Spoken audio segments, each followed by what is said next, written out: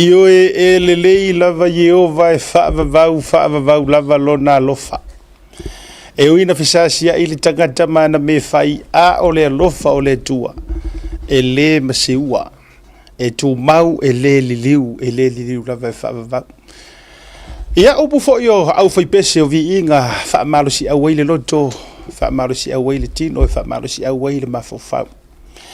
Ia war savali ngai le aso ma le aso pei o le tatou ia ina o se furu minutu te nei le tu lai fa ile tautua fa wau ala Blue Wave TV ma program o le Tautai A'e fai wa le tatou te ru Tautai A'e ma wia Tautai A'e ma lo Tautai A'e ma fia le anga le o le tatou tapa au sili i le langi o le tau au na le nei asiata se mai pe manga ngalu o le ea ia e fa foi le tatou program ia fatasi mai manisi o tatou au uso e masania i aso te tasi longo puia li ile pa ia mare mamalu o Samoa so se tafa o le nei lalo langi awalanga wale o toe na o tatou ni usila wale toe na o tatou i Samoa ai o le nei tautua ma le nei o onanga ua matua longo puia li iai tulu inga uma o le kilope ia fa malo fa te yatu le nei fiafi ile fa songa au ma le atu folasa e le manatu Samoa o le whawhirifiri, o le fue le velave, o le ia au talanga taha. Whatalofa lea, ma ofo alofa o tau safo i mawhainga lea vea, ia no atuia, whaatini o tau sala, ia te au tau, le au fue loloa ma le au puputoa, ia e mese fo i o le fue sina o Samoa, ia ma le fue afa, a wa o tau fatu a inga tau si lea, ia ai a feia e tau se sei o le tua ma tatou whamanusina na au na tofi. Whamai e whaapale I vi inga e la e. Ia wau ki roa anga riu ki ngokanga ka Yesu mui kei kaimi ma le tua o e sei foua. Io e ula foua o mea fou uma ma mea laua lunga tatou te whaia. Tatou te mori ta i e whamanusina a Samoa.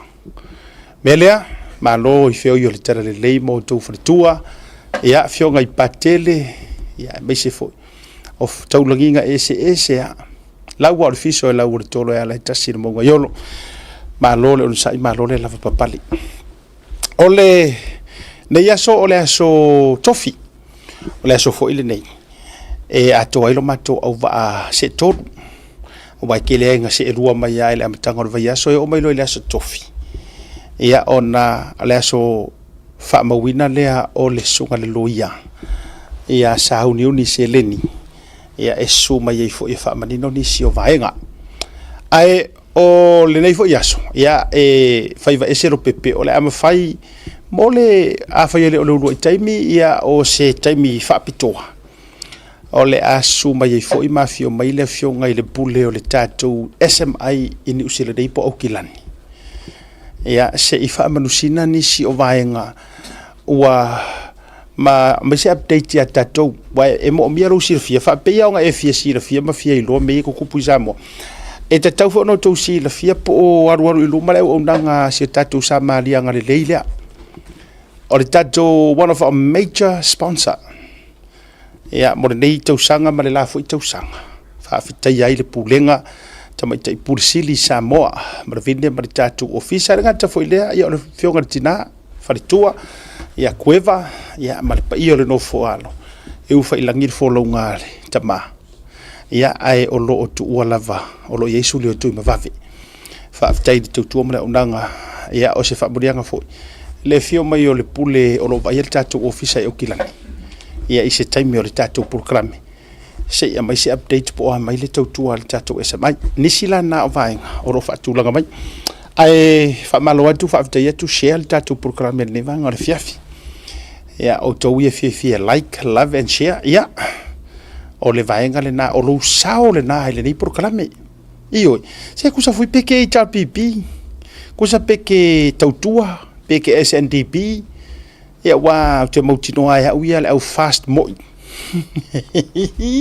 o ia ringi me ka o fast moi mai fast pepperoni au te loa au tangata Tautai A'e sa o ama le Blue TV o leva ona la to follow love and like ma share tatou program ke por foi au foi a vai foi te mo share ono ni tulanga o so tanga vavala lata matau ainga e le tutu sau tau taltununga wha porkiki mporkalami.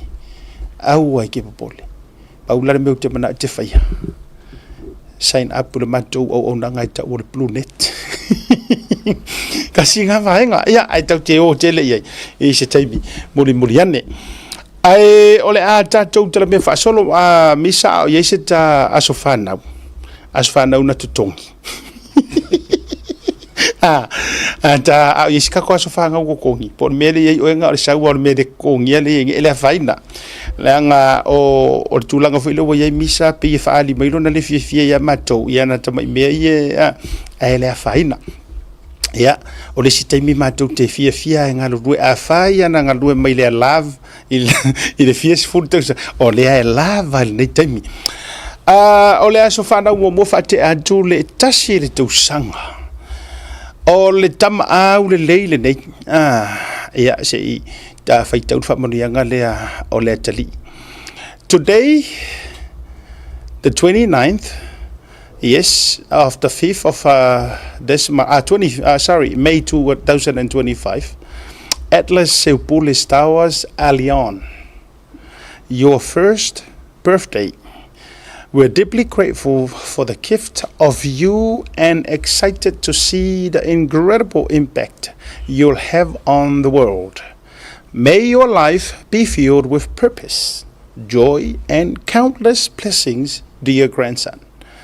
Much love from your favorite sister, Nayela, Jerisa Stowers, Papa Vainalepa Mano, Leuli Mano, Uncle Francis Stowers, Aunty Diana, and last but not the least, your Nana, Rachel, Godmother Sayuli Rachel Stowers. Yeah. Popo tuai mo fa monianga mai program le tutai ya tasi tau sangor ka pa la po ale aka mai le si ima yelona grandmother fa pe ata ita e siva ma so te tele Rachel lunga o tatou so ye fa ima me o fia e le grandmother ya mole tuai malo fa anga mai asiata la sauni mali atawa e mal tatou proclame ia ile aso soifua o le tama au le leile o Atlas mana ia o soifua tama awane e so ilo nana so ilo papa le tamali io so ilo papa ya vaina lepa mano le uli mano e nofo ai e le ngao ya io e pie nofo bise nofo steika ai awe te so ia Sapina Rachel Stowers ale matuasi ya mupingi o le fai ia pe ya lova te letu tatou program fa tai fo ia te ole to fine to lo Rachel ya mole number 1 fans al tatou program me amisio le tatou tutu al Blue Wave TV ya fa tai fo mo shei no tatou program fa tai lo komeni fa tai tu alalo ma me malava fa mo ia le so ifua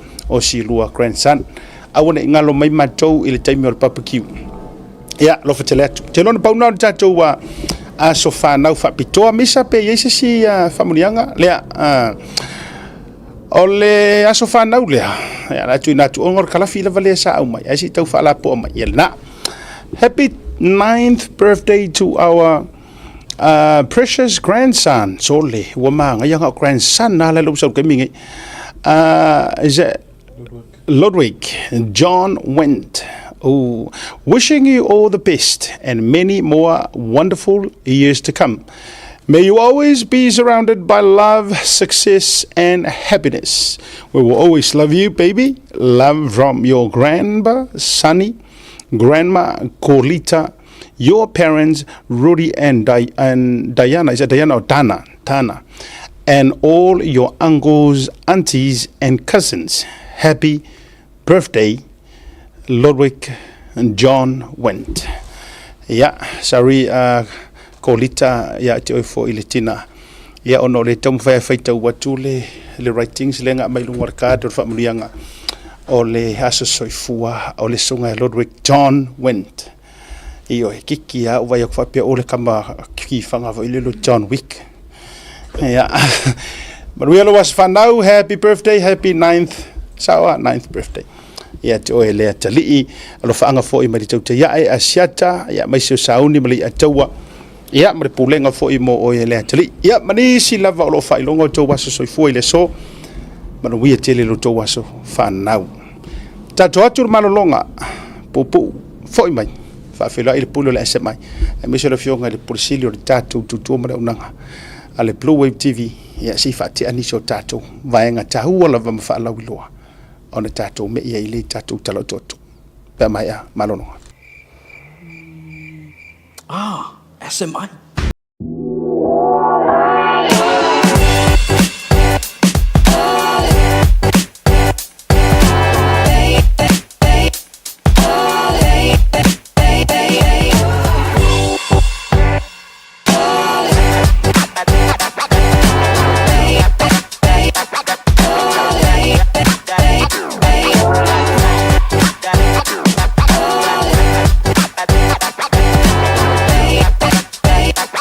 Manu le hatu o lo fea i au kilani ni usila e tausa i ria ni la e Samoa mo so se whaatasina. E ala i alo alanu ese wa mi tiafo whapea la e mo tamaita i mawhanau. E tasi lava le while o loa i au kilani e te maratuina le Eveni Pacific New Zealand. I le Auckland International Airport Shopping Centre. No mera Tasi John Coulter Drive. Out of a tonu la vole warehouse market town i le malai vale. Le Eveni Pacific New Zealand.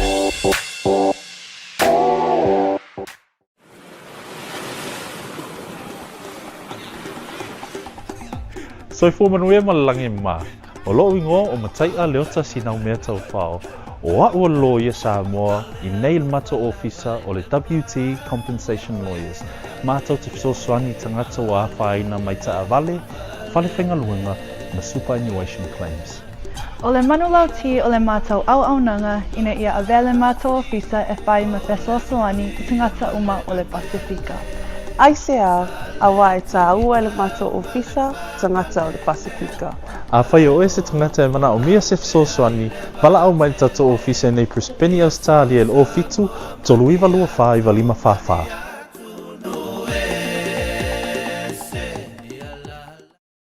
Salo Falava and welcome to Ruta's Barbecue, Takeaway and Catering.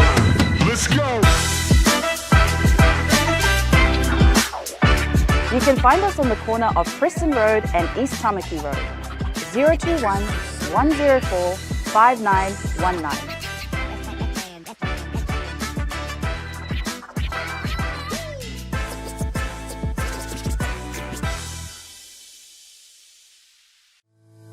Le Quickfreight o se au nanga vave to e whaatutuaina. A wā le lafo ina o la container po o so se whaamuhori e wā inga i Samoa. Whafsauta iwa au i le o iwa, tolu iwa tasi, lima iwa, tolu tasi. Po le o waru se lau, fitu iwa lima, tolu fitu waru. Le Quickfreight.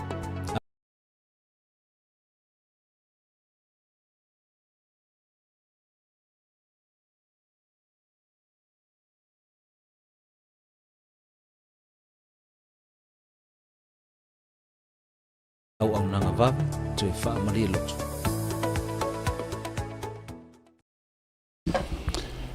Taimi o le wati lea ua lua se furu marfitu minute ua te ainei le itulau wha. Mato whatasi ma le fionga i le pule o le tatou ofisa i Aukilani po le la i Aukilani. A le SMI, le fionga i a maiava Leslie Wolf. Ilunga o le tatou proklame a le Tautai A'e. Ia ngata lea o le fionga i le polisili o le tatou company le nei o le Blue Wave TV. Ia le fionga i le ngā whatasi, fui mono, anai, maten, anai. Ia, whawhila ia tūra lua vase lua o te loa le fionga i le lipule e le whaunu ngor proklame. Ia, ai, whawhila ia tūra lua fionga maiava, ia, me se fōre pūlenga lava lea le tātou SMI. Ia, me se le tātou ofisa i nei au kilani, ma lor so i fōmaruia fio mai ngor proklame. Ia, ma lor so i fōmaruia.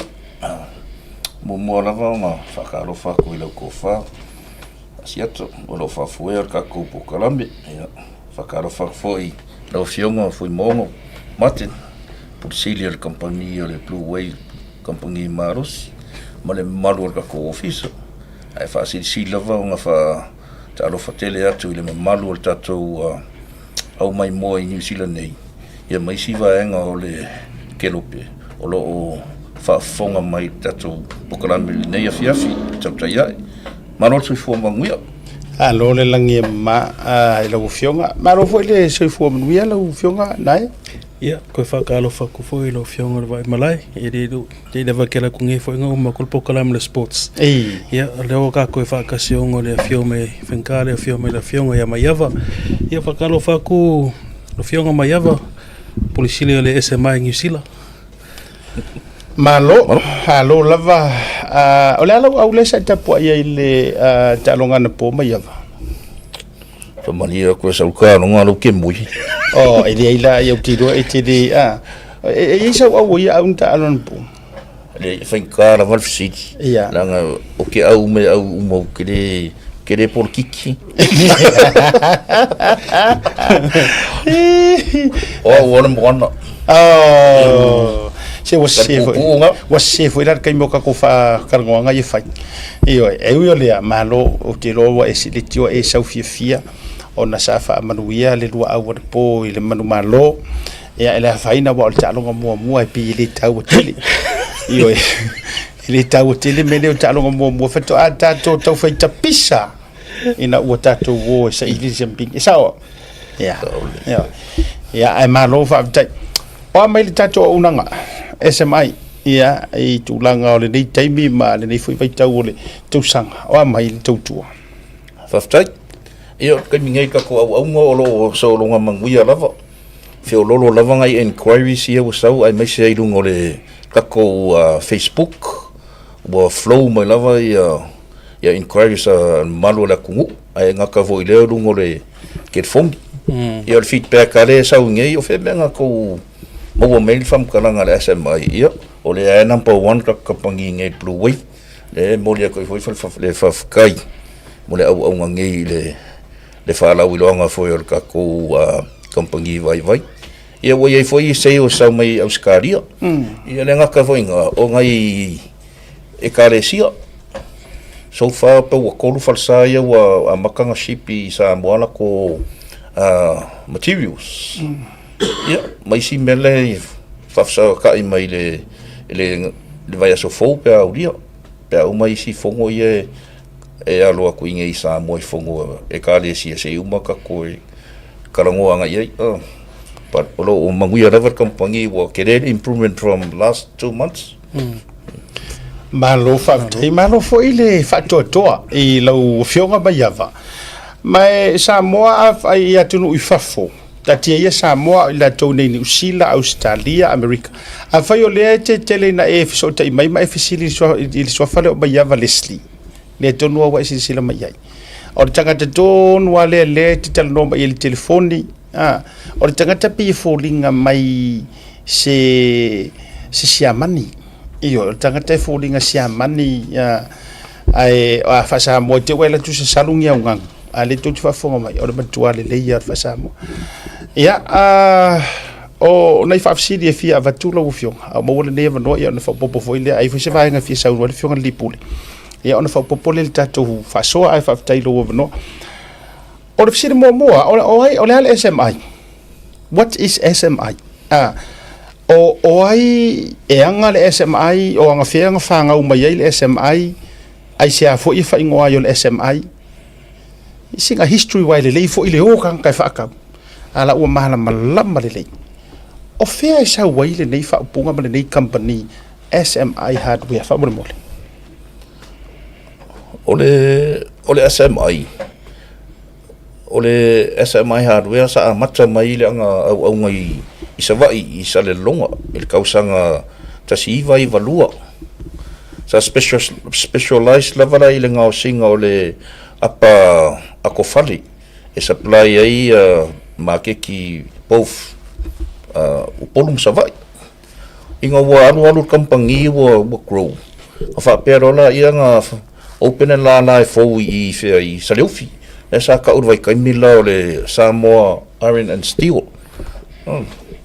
Ia nga sooro la ia man whaakuro le main branch I ngai funga lei. Le la ia ar kaimingei. Ia so far o le penga facility mai I le owner company ia also whanono ala mai whasalau aku le sunga fo ia late George Lopo. Le saka ko mafuka fo i le amkanga mai le role of ngal kampangi ngai New Zealand ngai au nga fo. Ia lawa whailangi soifua. Ia ngai anga shareholder director le kampangi. Malo whaafitai lono wingala.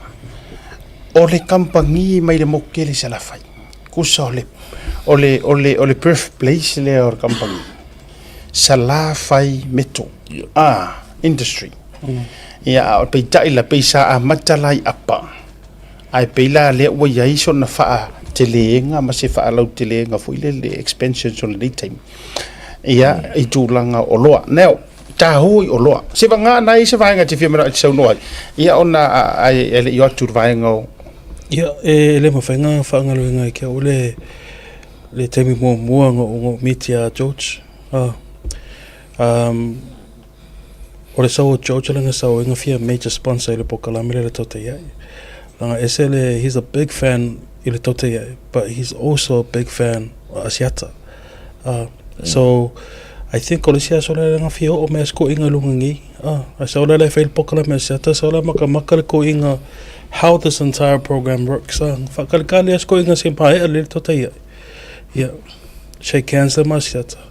Ma pole o ngarenga maka me lo kako partnership o le kako fongo muli foi o le fongo muli foi nga masko inga me nga le mo fenga fanga luinga le e mo ila vang pu kemi pa le mo fenga fanga luinga ya George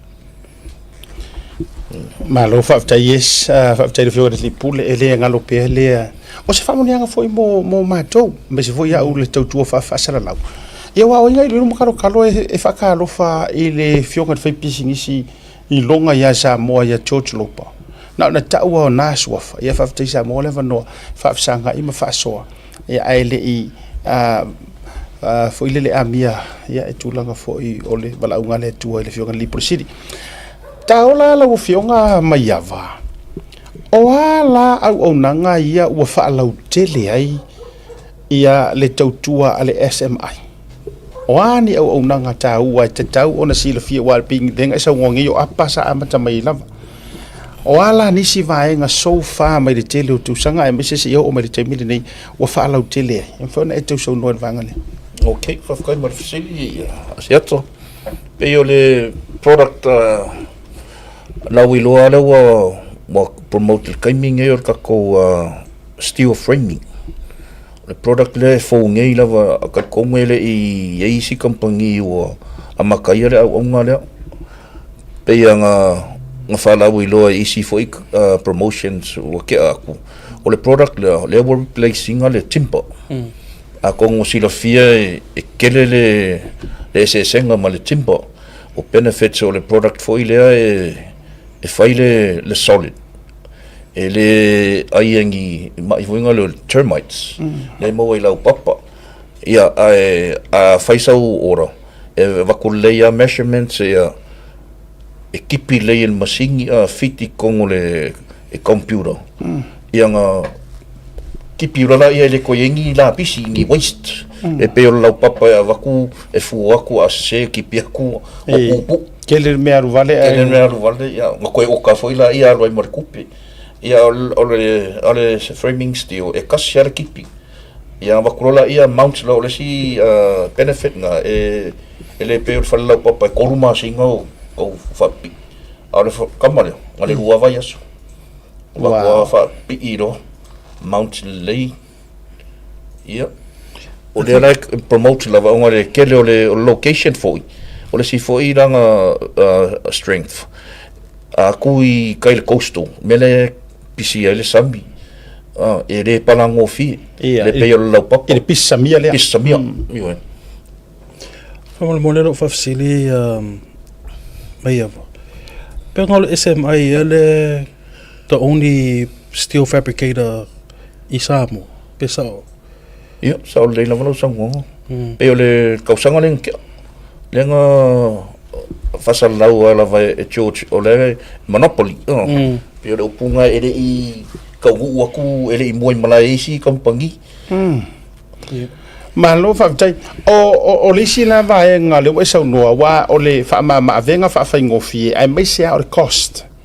E whaina e sau noa, o le lau e sau noa mai le tūlanga te le sefe, ma tūlanga whapena, ia o kako karango le pupi. E ono te le se whaititi ai fo i o le tau, e ono tau ngofia tu nai lo le whaatau pe o le lau papa, ma whai ngā ruenga whapena, e whaina e tau sau noa le vanga lea. Ia, whaftai mo fisiri. E sau le lilo, e le ke le se senga.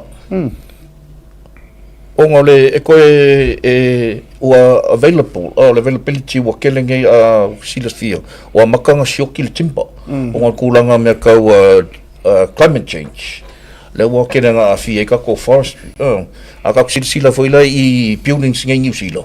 Mo kelenga whau mai framing steel. Ia o le practice whainga le la makanga introduce aku i oi Pasifika. A le ala ua mua ia Samoa. Ia ale o le kaulava, ele kere se impact, ele kere se sengo. Asiata, fifa popo, kola ke vae aku i le GoPro Show, T-Phone rebars, mo le whaavai o le mota. U-beam fausia ino hose, ia whaapea fo i pā ua mea, ua umana teo, pre-painted fencing. So e mau umara mea ngai Samoa. Ia, sao lelava fui mongo. O a kongo equipment nga vek sango mai o mea kau farming. Ia, pero mo le fausinga o fali. Ia. Mo mea steel ua mea and wire products. Yes. Mo rebars. A wale faunga le foundation. O le foundation lava mea ka ua lava o rebars o mesh wires. Ia. Pule la oe peke mga ave lau framing. E ave foi fa alumingi. Pe koe laku le piliki, pe laku le cladding e fa lau papa uma, para le framing la vai ia. Pe foi fa fa frame uma le steel. A fa pe lau ma kula ingei pe wa ua. Ola ke manga oe fause fa le Samoa. So, by the sounds of it, ma le lo ki local pro show, e maua uma i le SMI me uma. Saolali. Kusala if bakof so ka imela ya o i le SMI New Zealand. Ioi. O kelo le maturity lava le product lo available for i o. O e koio sa aluminium me uma lava. A fa pela i se me ele o maua. O nga le au nga konguranga i ngai e o kai New Zealand. E ora ai mo me custom made. Ma ave Samoa. Ma mako freight for lele i Samoa. O material la pe ke o many sizes o beam o falsa ma hall commercial building. Ele o maua ia standards lei available i Samoa. I'm fine ava. I'm fine lenga o ka ku ia mako ngai New Zealand. O le mana ia la. Lolo winga la le foi fa fo mai ko biti fo no fa vai. Mai tu malo. E ma fai foi la i tu langa fa ma venga o le poloketi. Ona avatu uma ile o ka SMI o me fo ile o bo Samoa. Ele tau o mai vola fe se container ni usila ai ngale o ka through le SMI ona avatu le o tu Samoa. Nga kongo na va sa ia sia. Pe o le nga fa ma venga i ngai ka ko kanaka. Ele ko ise time consuming, ele ko ise hassle. Ia por mere ku puma ngai e video ku. Fa fianga video mai la fo mai se ku pe Samoa se fa ka ko far. Ia o mai fo.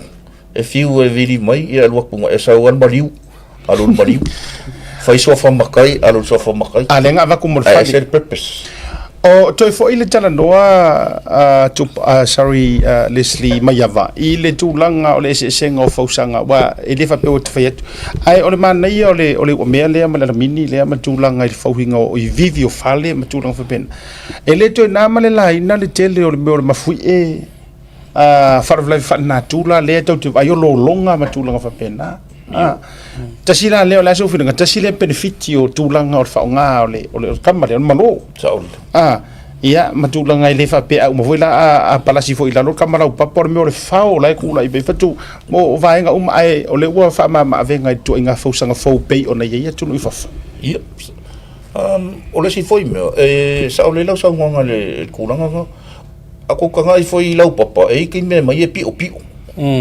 ele sa o foi ngale ala steel framing no e mai ki pi mama ko isa ora e aru veles kai me ka fa sa o ka ko lau papa ia o kamana le ele sa wa solid Ale mai lau 2-bedroom house, whakaikainga, pasau maukarafia whau rope 2-bedroom house.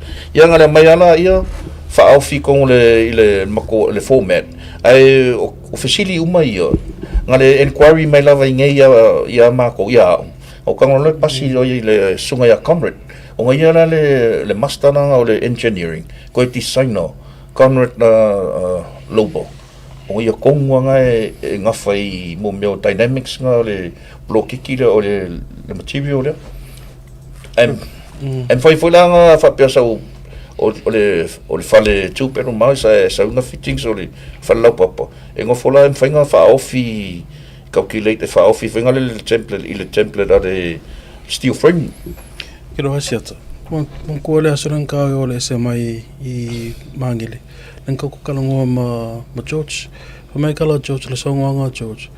One of the most annoying things, o mei o termites. You're right.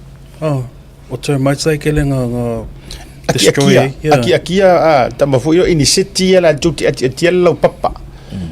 Ina fa mole to telefono tatou tamama tutua ma ai fa tailo no wingala ono le tatou taimi fo ilo fionga o lo te va vai tu ma I vai ngolo maua e ai ma o le tatou vali o le tatou sima o tatou o loa mo foloa o ceramic tiles. Yes, o le toenga tiles se te mo mia o le fasima o le piliki o a uma tu langa fa pena o le maua uma ya tatou Sa o le pai o le so se material sa le upu wainga le o me maua I New Zealand o maua fo I Samoa pe o le o me maua I Upolu no maua I Samoa ia le suia ila me o mai maua ngi ia no maua fo I ska kwa kungu e mau am faftai a mana ia I o vanga le wa isa no ai le fasi fo tatou fa tanonga wale fo to to no mai sunga lo ia male sunga kot fara se e fa nga fale na ye wale keywords le wa e o mai ya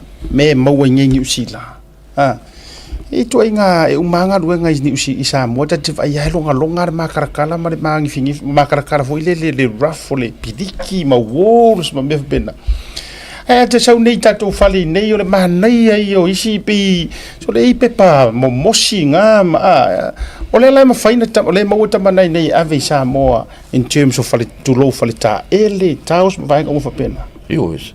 Yep. Pe o le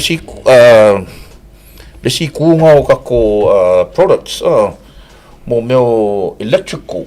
Mau au masa se mea kau erekise e o I so se kuainga solar lights. Por kai mire lenga o iska kua kungu le per power nga ye le.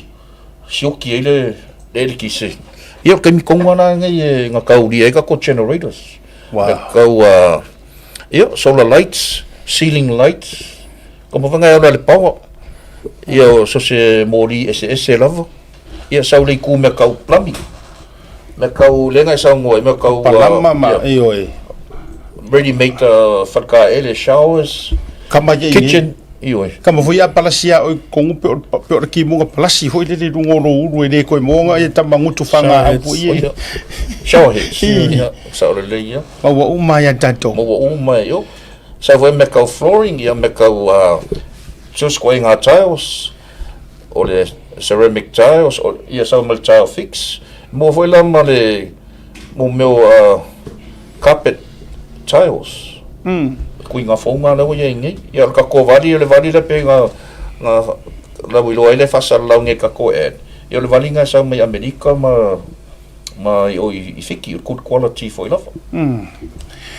Lono winga so se tu ai ngā o loa. E te mo mito before what tatou wafilea. Company ma pisinisi I Samoa ma mi whakau e o ko wafia.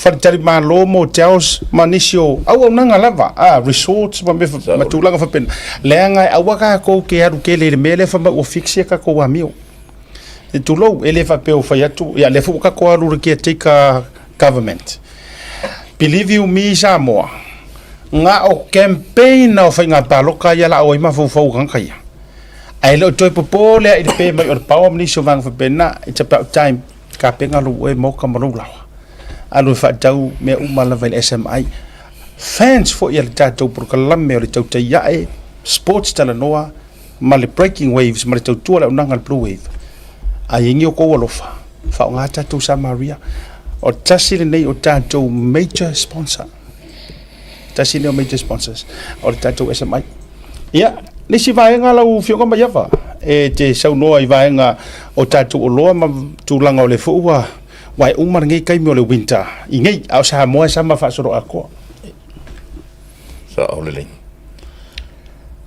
ia o le si pe o le wai kaimi ngai o le winter nga we sa ngo mai ia e mga mle vole pomsa kaimi ngai o pupu au e omipo ia nga vola e kami na le mo meu solar security lights le nga kai se fele le power ia ko easy maintain e waterproof le o kele nga e nga mo ka ko I kumalo oi ngu e ko la ia pomori o le solar lights I o le si fainga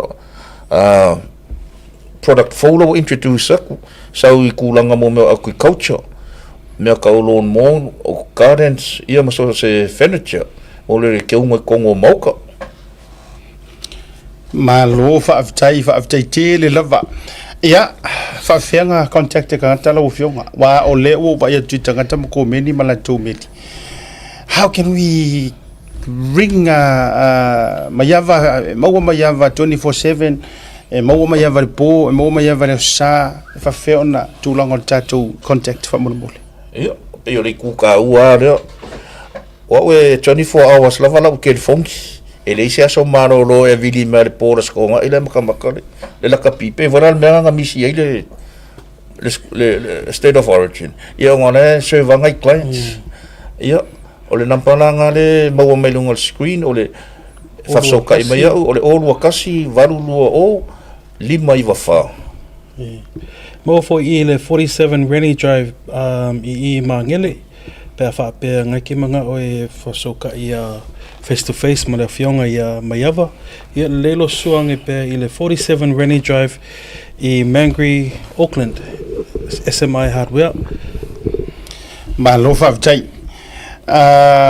lau fionga Maiava ele uma I tatou wa vanoa I lungo le tatou porkalame mai tāua fo il whaima e fio mai se ilongo pui ali ili tatou patunu ia I tūlanga o tatou whapitoa I lea taimi ma lea taimi ia e ele manatu ona e tāliu ai popo I foi wa o le taimi o le tatou le sifa atalanoanga ma tūlanga o le porkalame e masani ai au le vanore nei ia ala fo atu la ufionga ina nei te ewa inisi me wa misi pepa uma ili nei whaalau I loa e te tau ona sila fia le to tele ia o le vanore nei tu inatu ia e mese foi ia o tūlanga o le tautua mala unanga I nei New Zealand mani fufuanga fo nei veso a foi o le la tatou anu masino uni ia po ia ini tatou whaalau I loa mani whaapitoa ia whaina vatula vanore nei maranga whaaloana whaftai koe whamanga kua kulava ka ko au ngangei pay and collect isi lava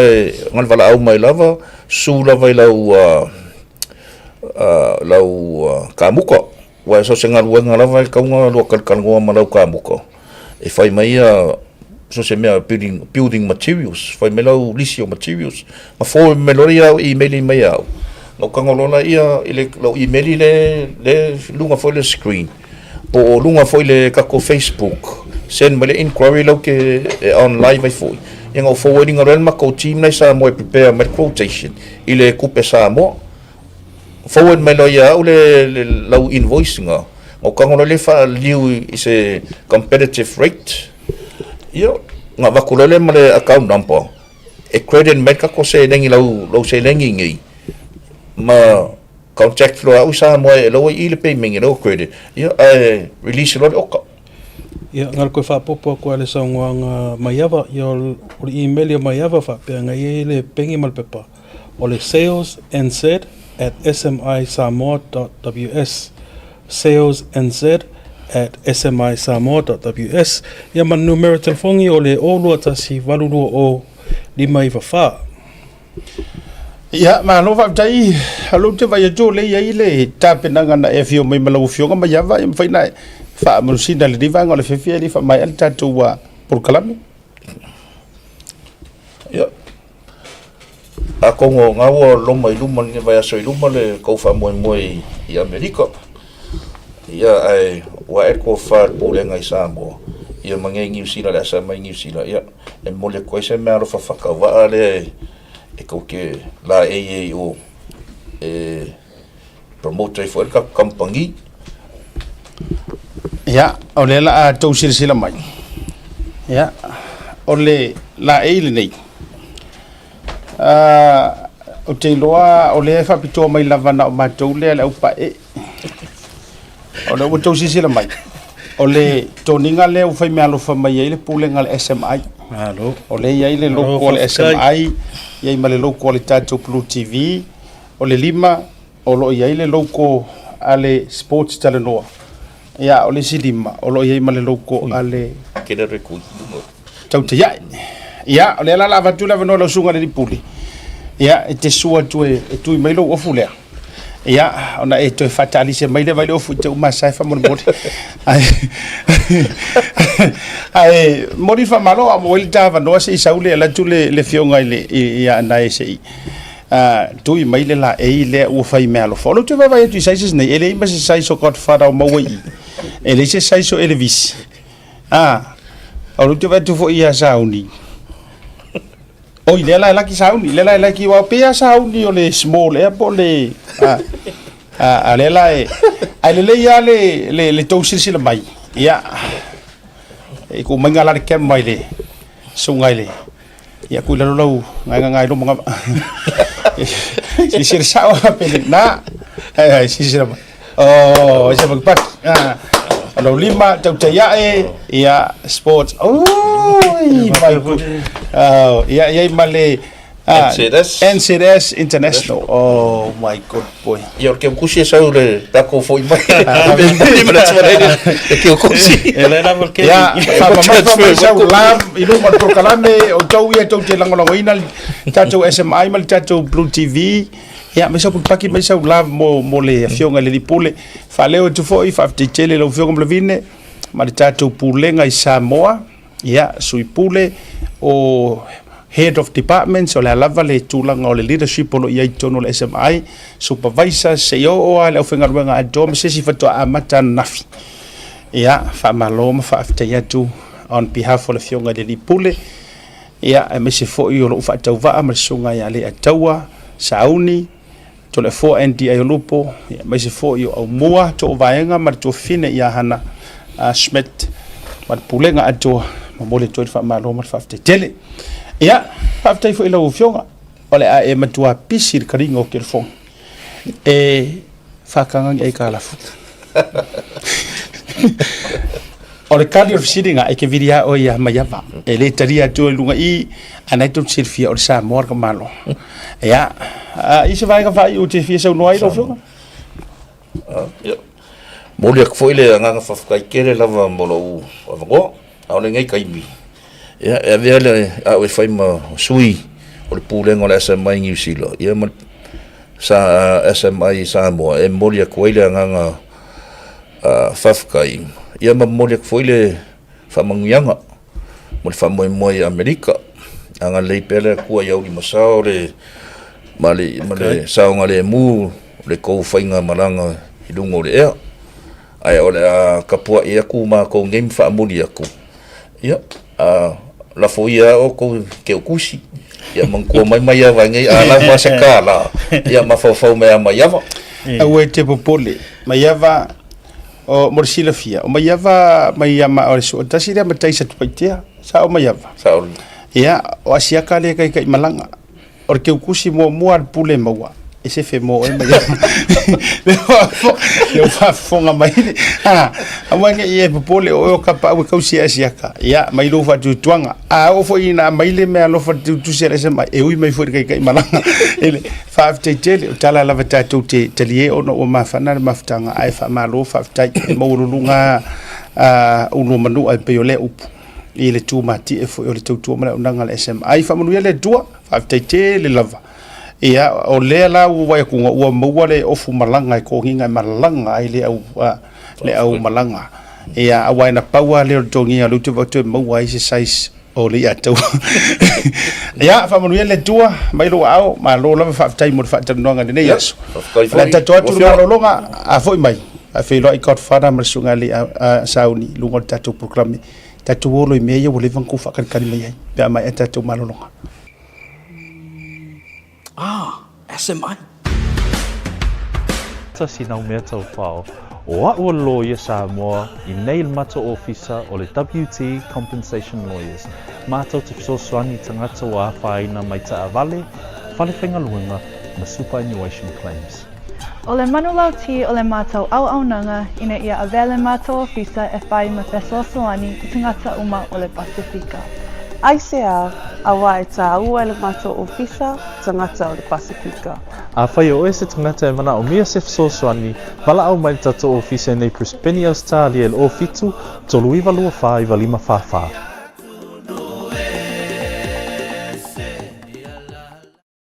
Talofa lava and welcome to Ruta's Barbecue, Takeaway and Catering. Let's go. You can find us on the corner of Preston Road and East Tamaki Road. 021 104 5919.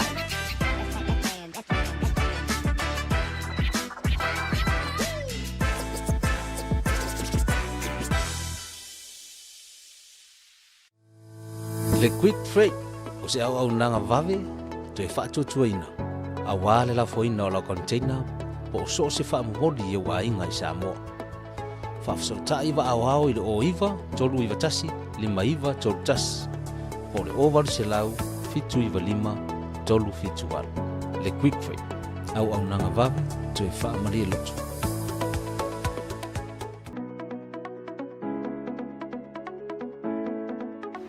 Hey, have you signed up with BLUNET yet?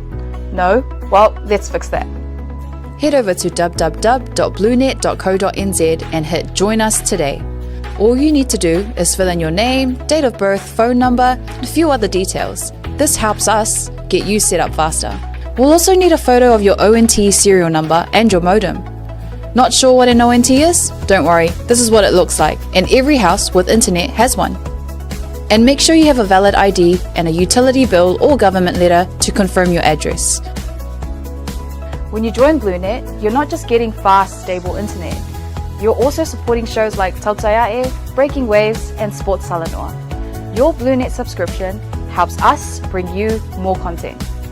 If you sign up this month, you get $10 off your first 3 months.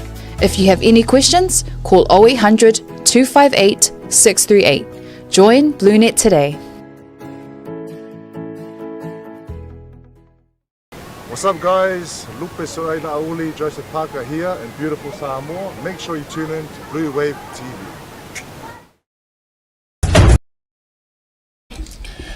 Taibole watile watile titile tula lima imiru te fitu. Tasi foi leo tau tuamla unanga len tau mai mo mai nei ile tatou falo lo mo le Polynesian Market Utah. Ya, mau mai foi o loa tau mafa. Ya, me se foi o nisi o loa mau fai foi le la tau printings matulanga fa pena. O lo mau foi na nisi o tatou merchandise o le Tautai A'e.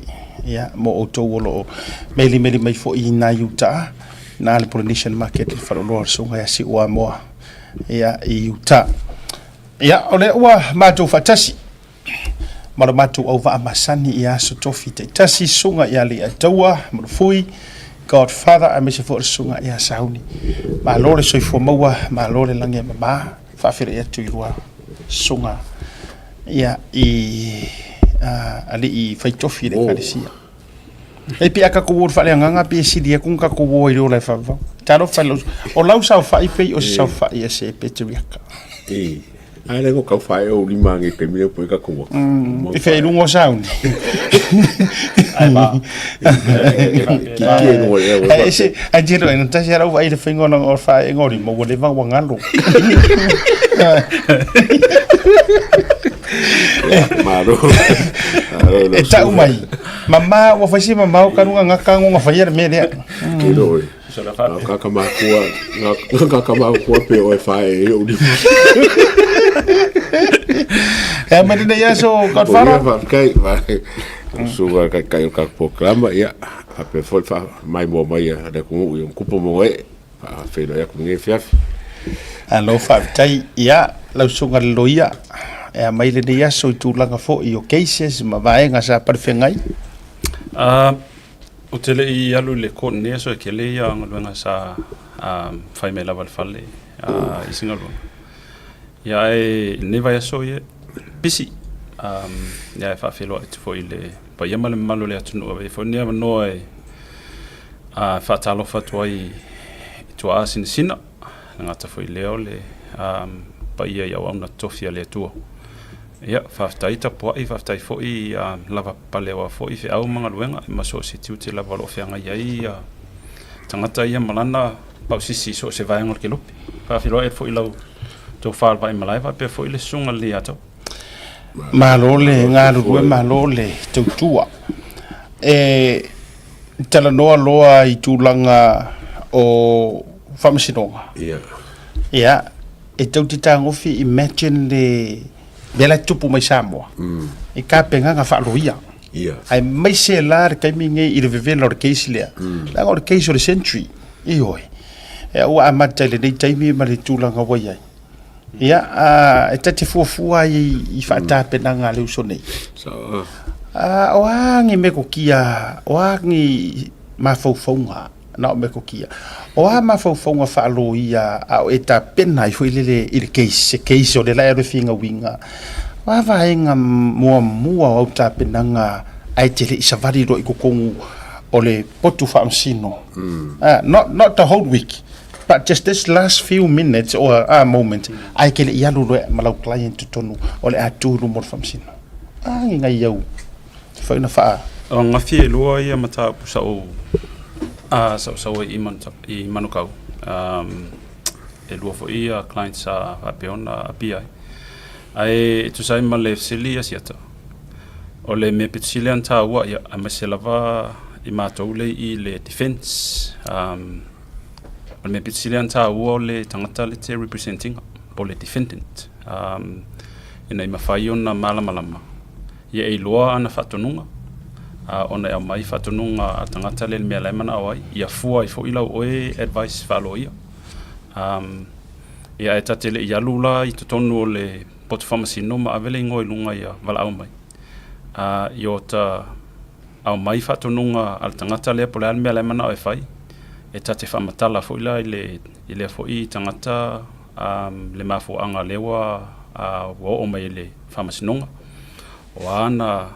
o ana malo si anga tulafono ia ma fesilia ilo o le ale me te mana o e fai e iai fo ilani vaenga te iloa I se ia le molianga leo in terms of your defense e tate alula ilu mo le whamasino ua o tamala malama o mai le whamatalanga tangata le tate puipuia ia e whamoemoe le li I te lo taimi wa tate fua fo iluma fo etua a va pe le fesilia o le an me wala inga e kango fa o le faile ku lafo ya ai sa goinga kala fo ile va pe me you know I was angry blah blah blah ya e ka ke keepinga ya ka ikaio o ngala ka ke lo ele o se excuse nga e mafai e nga o nga fai se argument fa le ku lafo e ka kaunga le fa sala pe ya e ke le yo le mental preparation ai o lola kai mi ole ya wai ele se ke ala kuloa kongi va ai ka kauanga fa nga solo process ala ko ai ole va nga muli al kai mi lela sentence ai pa fa pe o lawa fa ma ngia morianga o kai mi langa ke lenga ave loa ya written submission saloia e fu ai le la eva ai le sorkula fongo sa fa kingo ila client pour le defendant ia ma fu ai foi la oe verbal submission si lo le famasino ina ma fai ona tu mama ma ese vai ngol le fasalanga e te tala noa foi la le prosecutor e ka kau lava nga maintain le respect ma le good relationship ma ila to fo yo lo ma ia mata opu ila to yo lo representing ia le malo po le fo malo fa vitai ole se taimi le atua masauni le wa te au le o to ngori mo le maunga lua anga le la o le ta o to ya ja o le o to tonga o note maua mai Samoa i le cross examinations man tu o le mori maulu na lua le wa faso ale foko a kula i mori maulu na lua tolu aso atoa o le vaiaso le nei e mana tuana le 5 vaiaso le faatulaga le case le uaru a koa le more than half o le vaiaso le ngai e tau faauma ai le mori maulu le komisina o nei la sa tulaʻi ai tupaʻi sa pani po sa pani le lei ma le faga le la wa ya o to tonga atoa lava o le aka ki fanga le foi sa fengomia ia isa pangianga ngai kong but sei tatou wo ai se taimi au te mana tu te tau lava le issue le ana na fia o fa fonga mai mo le tunu le sa malaina tu na fi ma le sunga ya le etoa tulanga o tusia na au mai lunga o share soro le to tele le malelenga ai uma enga mau e lungo le tatou por kalame o le fia malelenga ile se malelenga tulo nga na waso uma e se le kusirenga pe se pre warning fo ile le fa ilo atu po ai po se benga avir malo porque take po ila o le ako kiki ro kango fa official a mai solo ma share solo mai lunga pe ila ona to sisila mai el tusile o alu la le por kalame ai fato ama realizing amali atawa 5 minutes wa halfway program me voko vai kunga fato o mai saolo ilunga le kamala le saka ko fakri kadi ai o le fisiri lai lo mafofo te tala ile faʻasoa lau sunga le loia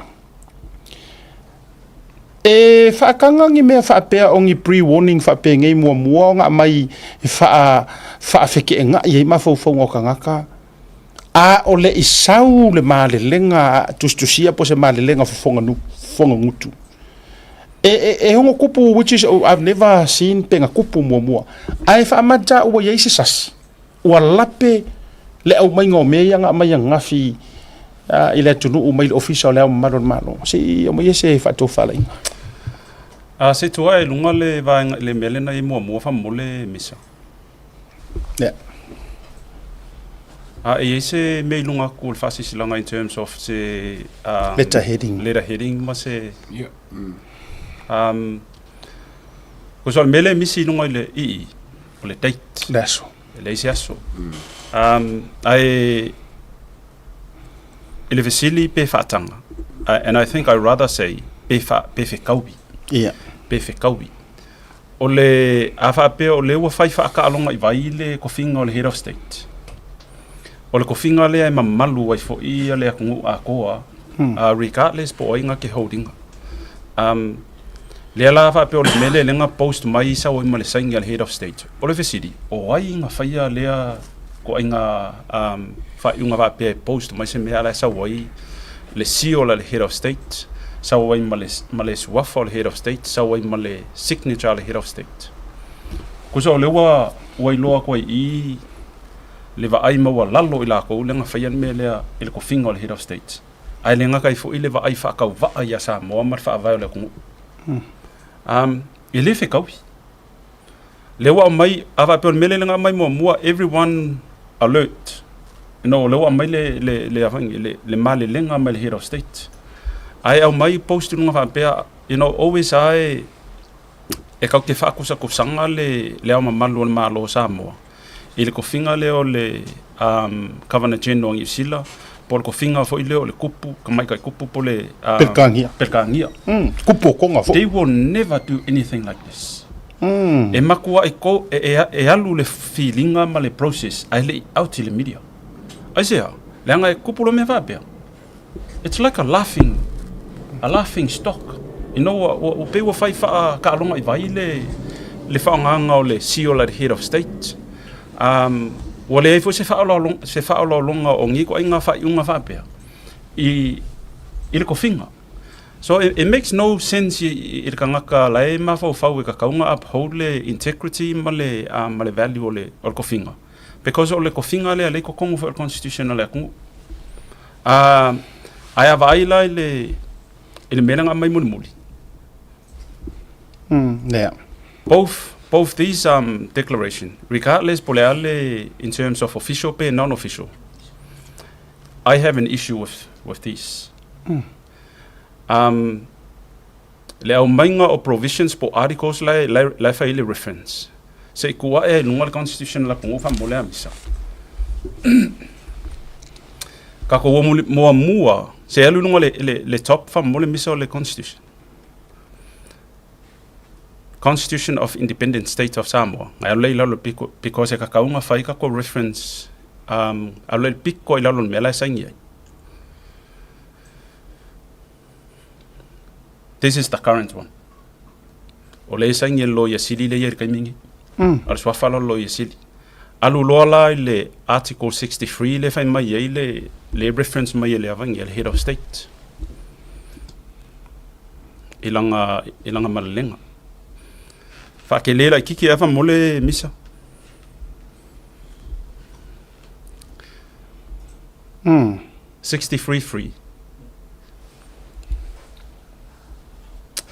The head of state may at any time, by notice published in the Samoa Gazette, dissolve the Legislative Assembly if the head of state is advised by the Prime Minister to do so.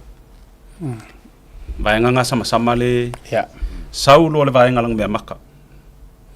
And I highlighted this in order for us to have an accurate legal reference. Laisawai, but shall not be obliged to act in this respect in accordance with the advice of the Prime Minister unless the head of state is satisfied, acting in his or her discretion, that in tendering the advice, the Prime Minister commands the confidence of a majority of the members of Parliament. Let us digest le melo ka ko fai ka okoi, because this is central il issue le ko pulkai and o I fo I e pei saila o ia legal view as a lawyer, a unconstitutional announcement lang fai. Wow. O ngai meo mai lua. Because the fact is, the Prime Minister lost the confidence inside the House. Au lefai mai le ko before constitution fa mole misa. Au lefai mai le avangi le reference legal reference le lenga mai le male lenga le kuskusia le ale malun malo.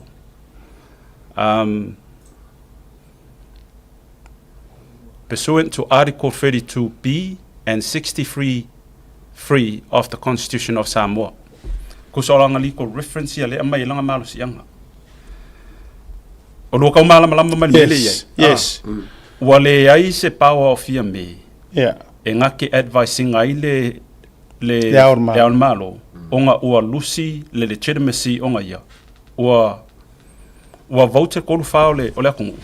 34 constituents vote against her budget when she was claimed to be the Prime Minister.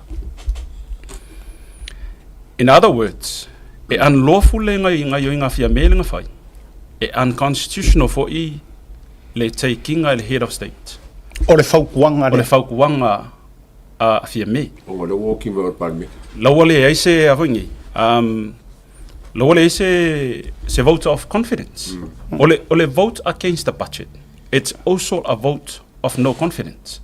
Because wale o ko ye se faukuanga I lau ka inga e pasi ai le mele. E pasi ai fo ingi au fai unga fai. So o ila vaenga ongo kolu lea. Me ilola ia le. So o le fesili la. O ai lala i le commanding le majority o le parliamengi. Pauli.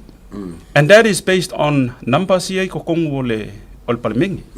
Ko aiva lea I lalo fia me le claim to be fast. Maluos fulu le I.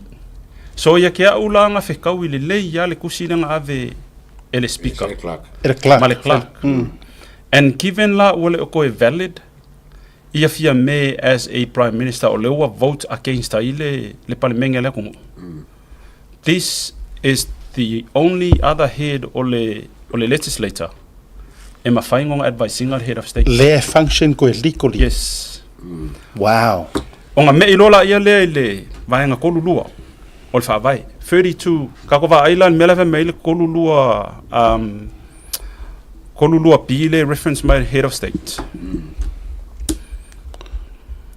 O lawa reference mai le tolu. Yeah. But olanga kusi longa lua. Wale sa wese kolu lua. I think ole sa kolu lua 32 2B. 33. Esin cross mo woman meling sa longa lua. Lai ole mele usaule ele na le usaule tolu lua. Ma le ona tolu wai sisi latu. Yeah. Ole official lea. Le wale ise kolu lua. Ai ka va ila le kolu lua. Because ole taki ile ongo kolu pui kolu. Who has the who commands the majority? Marka kongwanga ka kaunga appoint as a prime minister. In order for that role, advise le head of state. Ka vaila le kolu pui lua. Le sa mai head of state. Tolu pui lua. Yeah, to be the appointment of the prime minister shall also be terminated by the head of state. Also, lolipi, if the legislative assembly passes a motion in express words of no confidence in cabinet. Olawa kango confirm mai. Wale okoe wakakaunga terminate if me. Wait, let's go back. Lang la fatua to amo mai Michel va ngale sa e. Tasi ya fa bole So the appointment of the prime minister shall also be terminated by the head of state. Alulolepi, lengongai reference mailepi. If the legislative assembly passes a motion in express words of no confidence in cabinet, or if cabinet is defeated in any question or issue which the prime minister has declared to be a question or issue of confidence. Ele o yese confidence in pakeki. La via mai foi. Yes. And ole issue, ole pakeki, ole o yese confidence. Ole pakeki le ka kia I o pepa, o faila, everything. Ole ka ngaka nga faua faila, maku u words I kong ole pakeki. It was ole ka pengeka, mal palemia. Yeah. And this is the first time I said, fia me ole palemia. Because we have to analyze the issue based I titles. Le ala fai mai ole ese confidence. Ai leo koe appoint. Leo koe appoint as a prime minister. Ele o yese majority ole palemenge, ele o mafainga command fia mele majority ole palemenge. Ele o yese pa ki o attachai. Lewa dissolve le palemenge onga fa pe ole pa si le pa keki. And then lewa move the head of state ko appoint fia me. It's so unconstitutional. Ole la wa kamai ka waku le advice lenga fai Clark lenga ula yai fia me ko ula yai le ka lenga fai le caretaker government. Ola langa sa ona advice langa ile ka ngar fia me fai le advice le Ua lusi le legitimacy o nga ia o le palemia inga ua lusi pa keki ua vote. Wale ngawa. Ore manino mai fo ila I. Le vaenga lea. Is defeated on any questions or issues. O le issue o lea. Pa keki. O le question o lea. O ai si mai, o ai saunga mai le ioe u pasia le pa keki. Ngungu. O ai saunga mai le iai. Ko kikia a au mai ai kumalo I kolufa. Ele la ngonga le leo I kumalo e sifuru ongo. Ia mare ko ongo le faonga inga. But I mean ole facility, like ole question. Ia kali le mele fe mele constitution. Ole facility. Kusa o leo o kumalo e kolufa. Lauke overcrowding leo I kumalo sifuru ongo inga officity. Oi pasi pa oi saunga mai yo pa. Iyo. Anga fa ya kulo le ai o la se ke leo le ai. So, there is an issue with this declaration, and it's unconstitutional for the head of state to make such declaration. I lie outside the constitution because this is a constitutional crisis.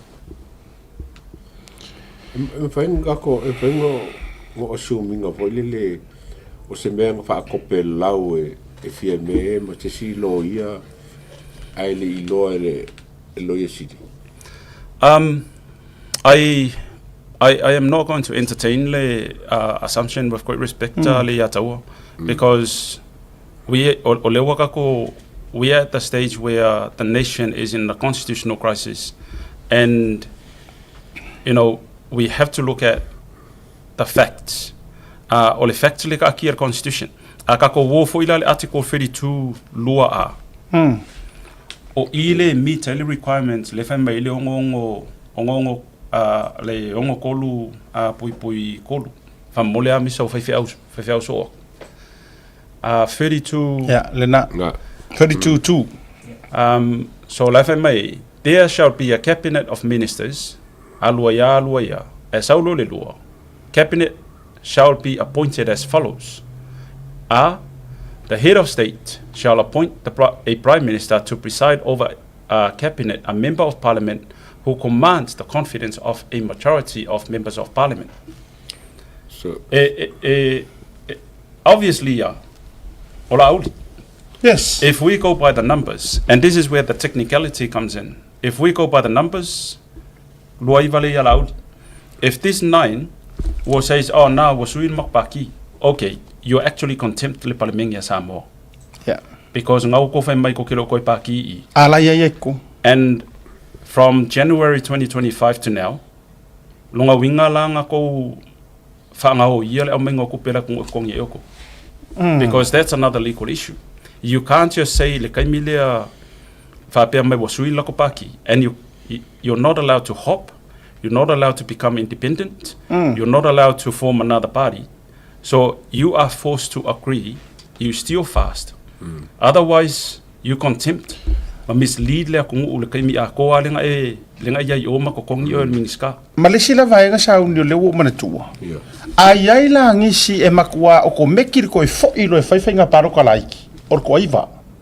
Langa la ua mi tele threshold vo ile o fa mavai. Yeah, pe afa pe kalimai. Na mo kele lua iva le. Yes, pe afa pe tara no mai nei fa pe mai. No wale ko fast mako. Mo kele ko ruas food. So o le mako roiva. According la il kula fongo fainga paroka. O fa. Kiria ia la. O le oro fa ila ko pa election. Ai afa pe mai foi o le issue arise mai. Afa pe mai foi e fa le ko admission e kai mi le va pe mai le yo mako mo kele ko fast. Since when? If you saying it today, that means you misled le kongo. Ile makanga. And that means or privileges umbayanga ko mawanga in terms of your salary and as a minska. You receive it unlawfully. If I for ilape ye se vai ngole criminal act, which I believe in terms of fraud. Because ye leva e kula fongo isa mo the Proceeds of Crimes Act. E mafai ko mai ko pela kungu. So it's ole melo fai vaenga lea. It's all about them having that like whatever makes them comfortable. Wa mako ilako ignoring our constitution. Ole winga la ole fa matalanga lo sunga le loya. To low le official le ao mamalu le manu. We've just witnessed another crisis. Wow. Constitutional crisis. Ole me foi le misi mai kusi e luo.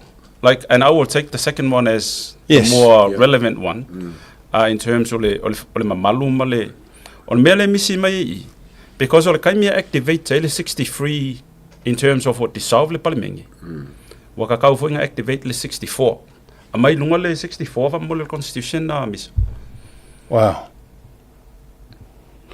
E kangia mai e matua I nga activate pongisa e kanga karenga faukuro. On all 64 general election. Last away, there shall be a general election of legislative assembly as such time within 3 months after every dissolution of the assembly, as the head of state appoint by notice of Samoa said. Ole malilenga lenga faʻasoa nga filafiafi. Male fo insa mo mua ele fomo.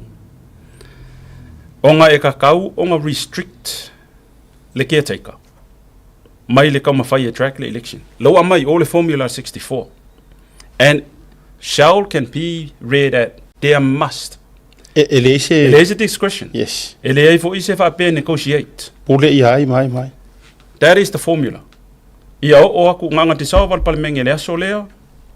mai le koluma singa after that date waka kaunga ye se pale mingi fo mai ai mase malo fo o winga lo sa no nga sa tau filan au mai ile malelenga lea lea so ka fa ye paroka. That is a normal practice in any Westminster system pe a o kai milo ti sa vai pale mingi ia silsila la lo sunga loia ma le sunga le ataua o le la ua ta manino o le vanga fai nga porkala me kua le or malo ma fia me se sila mai o nga fi le press conference fia me au aru porkala me sa fai loa ye fia me o la ke avea le fa masingonga le fa mangi ngonga la ngai contradict le koru masinga le or fa vai ma le ongo masinga le a mai kula fongo fainga paroka. And I know why. Afo i track wai le la ua adu ai loa koper fainga or malenga le mo kingoa o se sola tole na alu faile me le ile or malonga nga fa saingi afo or ngia or malo le a maia le utato alu me fo ia lenga ko fa sa o me kula epa ile parmengi o ilo fo le tara fa msingonga wo ko ka kala fai kokoa ai le se kapungi o kua o to mo mai le wo to tuli tu le epa mali mongi ai le se aso fa nga kai le nga ongo fo nga o ku malo o le ngi la ko leo sa kaunga mai le pidioka pe ongo masinga pe fia le a kongua o kupu i le mele ai te sila la o le tactic le u fa nga i ele fia me malanga vai nga le ko ongo i le aor malo a mai lo malenga ai open door lo malenga a mai nga le aso komenza o le so tolu le vai aso le ai wangi fe kulo wangi fe mai se ikua leanga o le mau ke o e fight fa masingonga ir kulanga e kakala mai ele push back o le foi o le election a mo wala no le sa uni to tape na mai so filingalo o le matua I corrupt and I can say this I kakala le ofia mes e fa kura kala vai o le waru fesiri ngir ko ru masinga o le ka umer constitution compare ile ongo masinga le fa mai le electoral act a o le nga kuria kungei ilalo le electoral act e alu failang fainga par ai nga fa maka ivi ia ye yang wai ai ku ilanga ya kaule ile constitution wakako va ai le poko le anga le ko inga kaka fe alor faiso ale wo so mai de mele il kai mi wo mi ai le so but the constitution is supreme law. Ele kaulia isi mea? Ele kaulia electoral act, especially we are in a situation. This is a constitutional crisis. Ole mafu anga nga lainga ka ko fanga anga electoral act ile issue le leo se paki because ole instructions nga mai le constitution. Article 46. Let me have a look. Galo faya misa o ke pole lo kanga va ia. Article 46 2D. Laisa wai. The seat of a member of parliament shall become vacant if he becomes disqualified under the provision of this constitution or of any act. Members of parliament, it's related to members of parliament. Of any act. Onga refer law electoral act. Olanga alu le kasifa se fulu le kasifa kasi electoral act. Like lia le yai.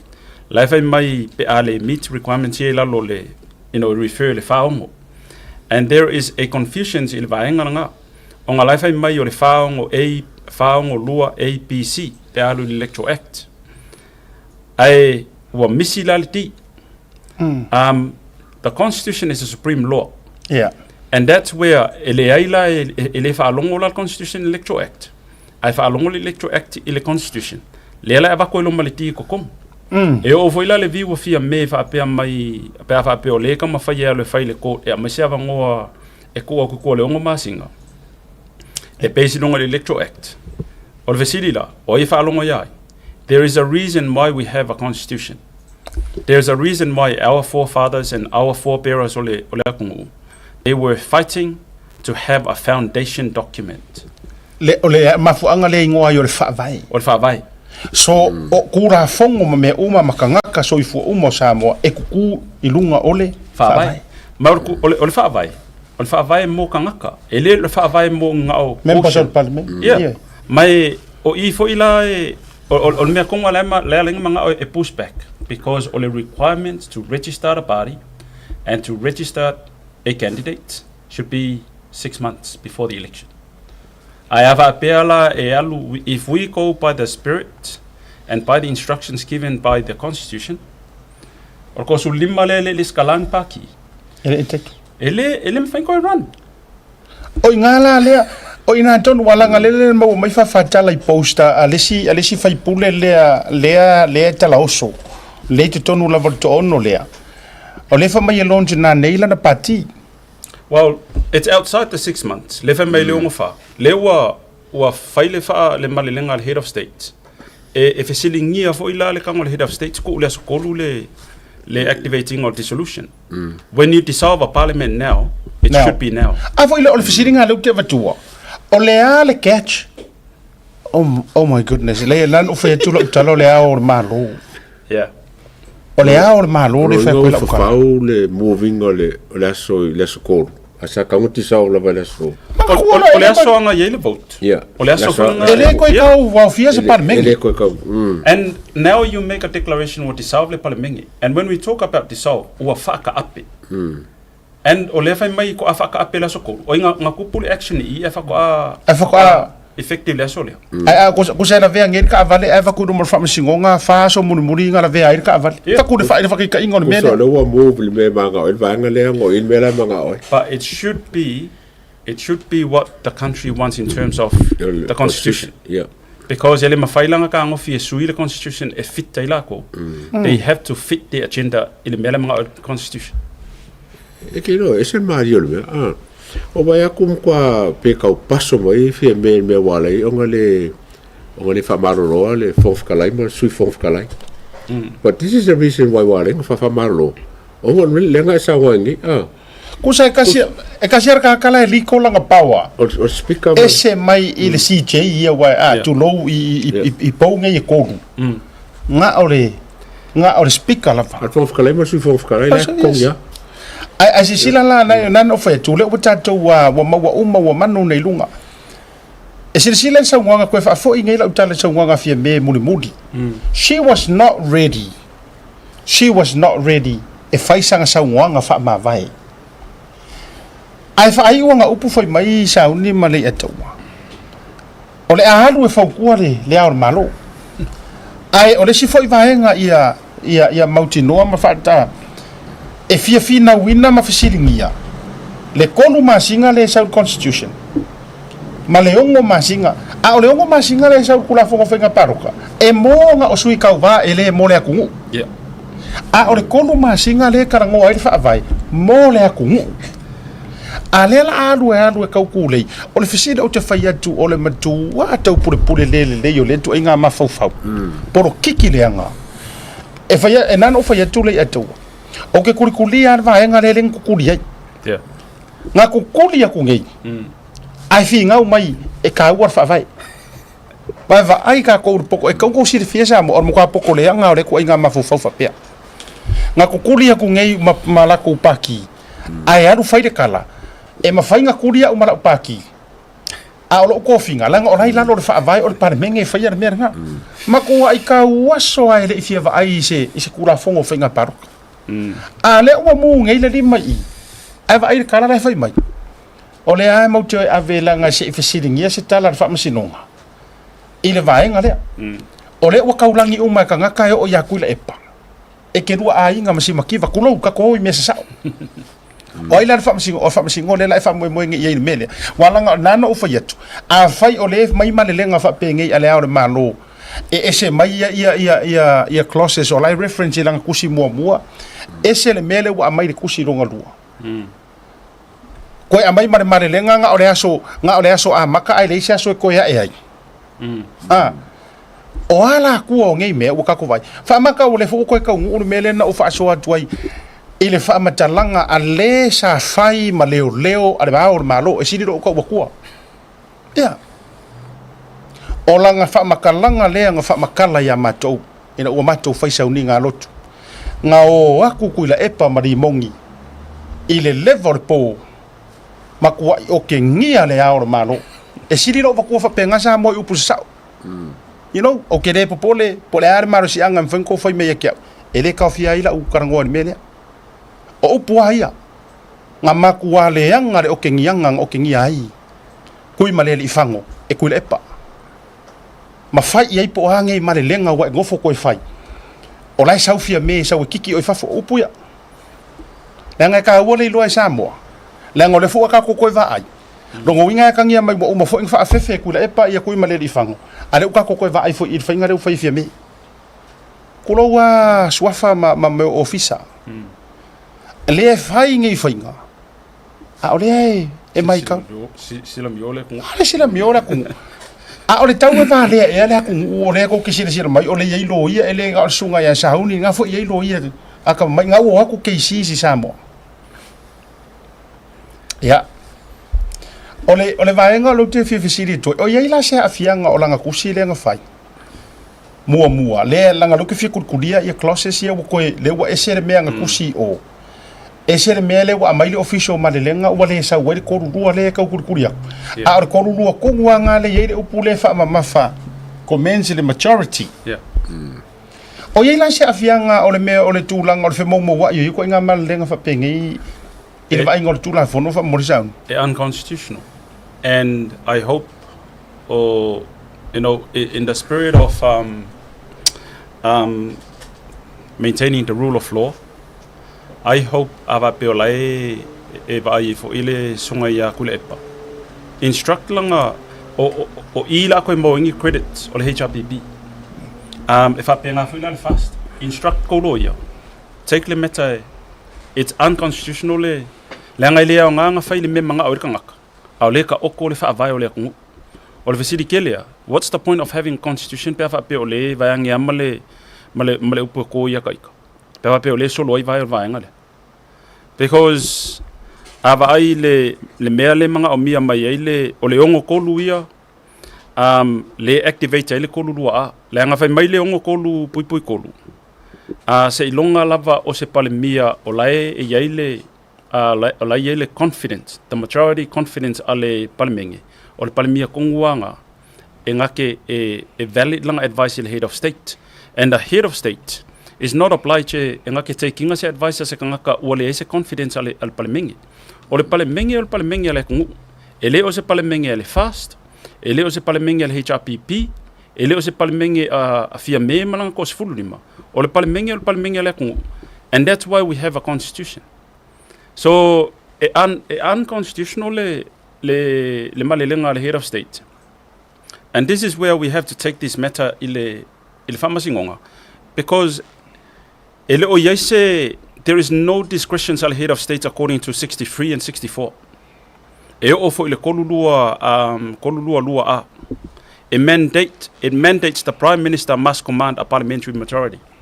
Does he may have that majority? Ngawa voted out langa pa kiki 2025 2026. The answer is no. It's noted inside Hansard. Eleka kaulanga ka mafai mislead. All we need to do is to just take time, digest le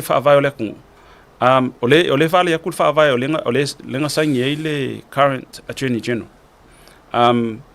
So we're not making anything up. We just state from the fact and put a legal argument based on our legal analysis. Why? Why are we treating the country like this? Ole si fesili sa oa fesili ya tu maleli fan. Tulo le ao malo e se ai ke musu e par mia la auti o ise meo e nau ie e iro te tununga sauni male ya tawa e iro masaro salonga nga waia e ile mana o ngalilo lai to tonu le loto le ao malo o lai mana awai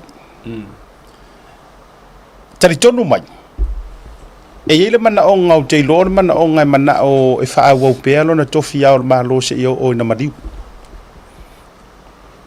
angai ke le ngo ka anga pongi mo ka kalo ma ya ma fa so e ke kau yo ila bo fali e ke kau yo ila okay yo ye e vai okay yo ye te lo na mana o nga e fia manga o e fa wa pe for life ile ao malo ke lo la le vari solo I fainga ia po o yo se sokula e pa mafia menga ke faia mele ia ia ne se so la wa pe foi avel fatto o te ia o ngona o manatu e faʻasoa o kua uma paka kua melia e ia ile manga onga le manga oi le anga a fai o le melia le la fa tua o le pinge le o la kala le a tawam sauni a fai nga ia ngofo fai sa o le malelenga la kurkulia fam kalanga le langa porikat sa o ale malelenga ko inga according I kula fongo malonga malama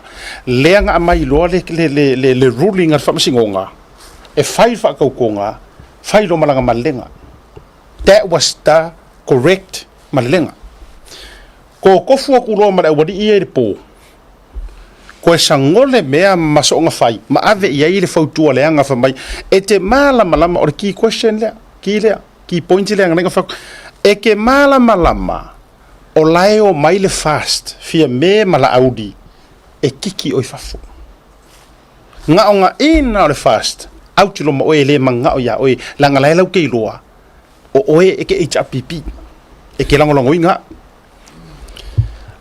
o inga saungi mali akaua nga ko e sui ai le malelenga e ia nga upu nga fai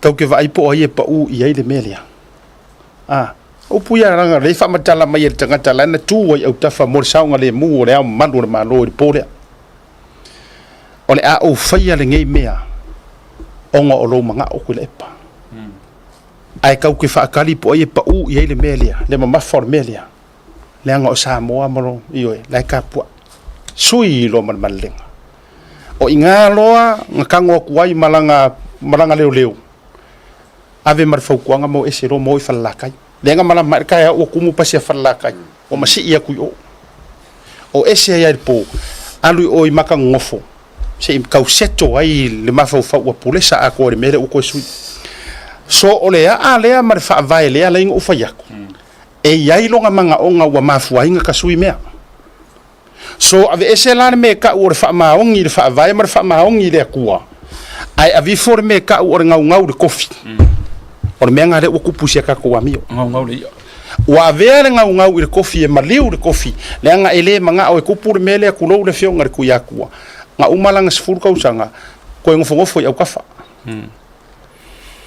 ele manga o ko inga menga e manga o melia e madiwa ya le kofi le anga ele manga ya lo wa malo kulo ia uma foi la ia nga ko herula ia e ko fa sa vidi lo fali ai sauli si au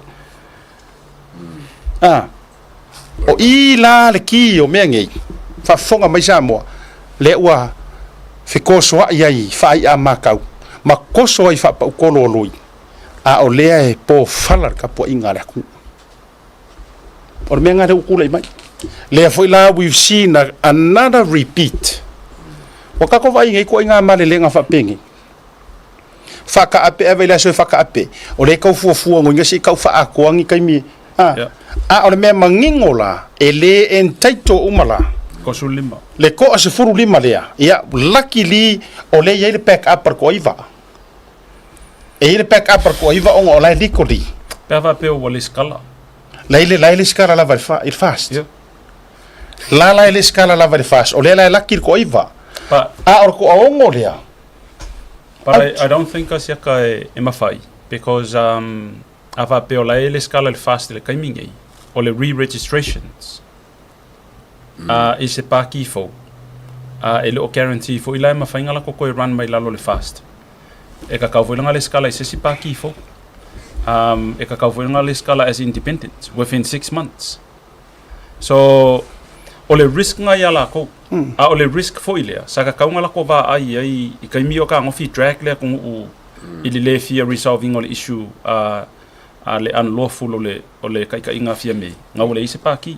O mea umangi sa ka kaunga va ai ele, you know, e kake mafau fawelea ua kali ngā lea kung au le solo mo mai la ko ia I nunga I ko finga ki kelenge ole ku le kau mafai e fa nga le mala malamba palpala e fa se le malu le ku sa ni male tau na si vai nga le mo le malu tatu wa ofia Nanga rutu vai tu nei disi. Ole sekir ka ko live.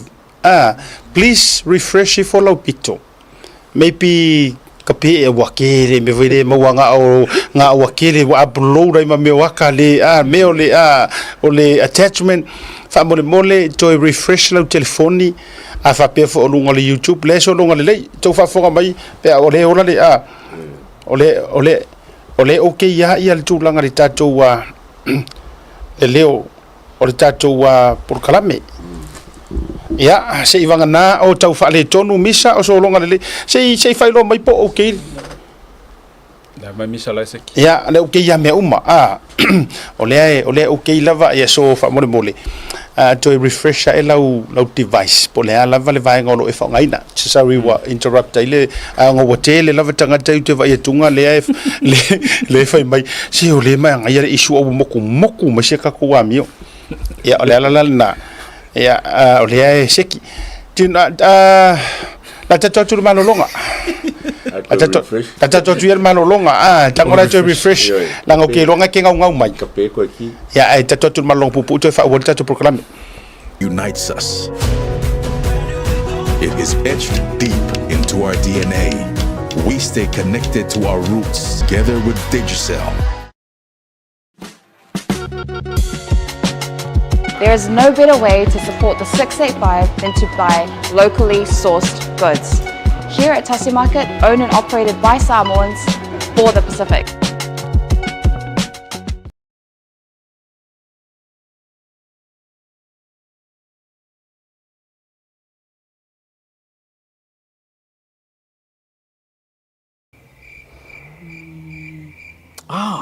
SMI.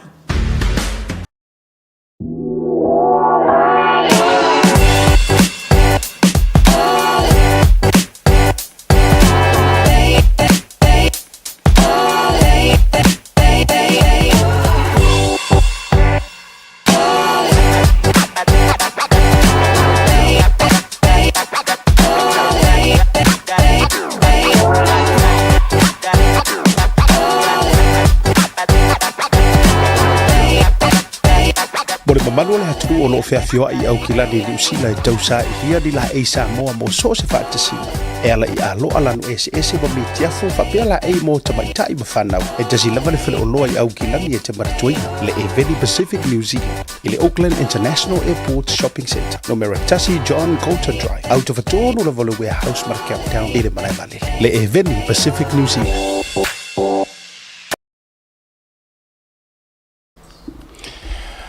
Taimolo watito e tasiri miruti na jara le tula e ono.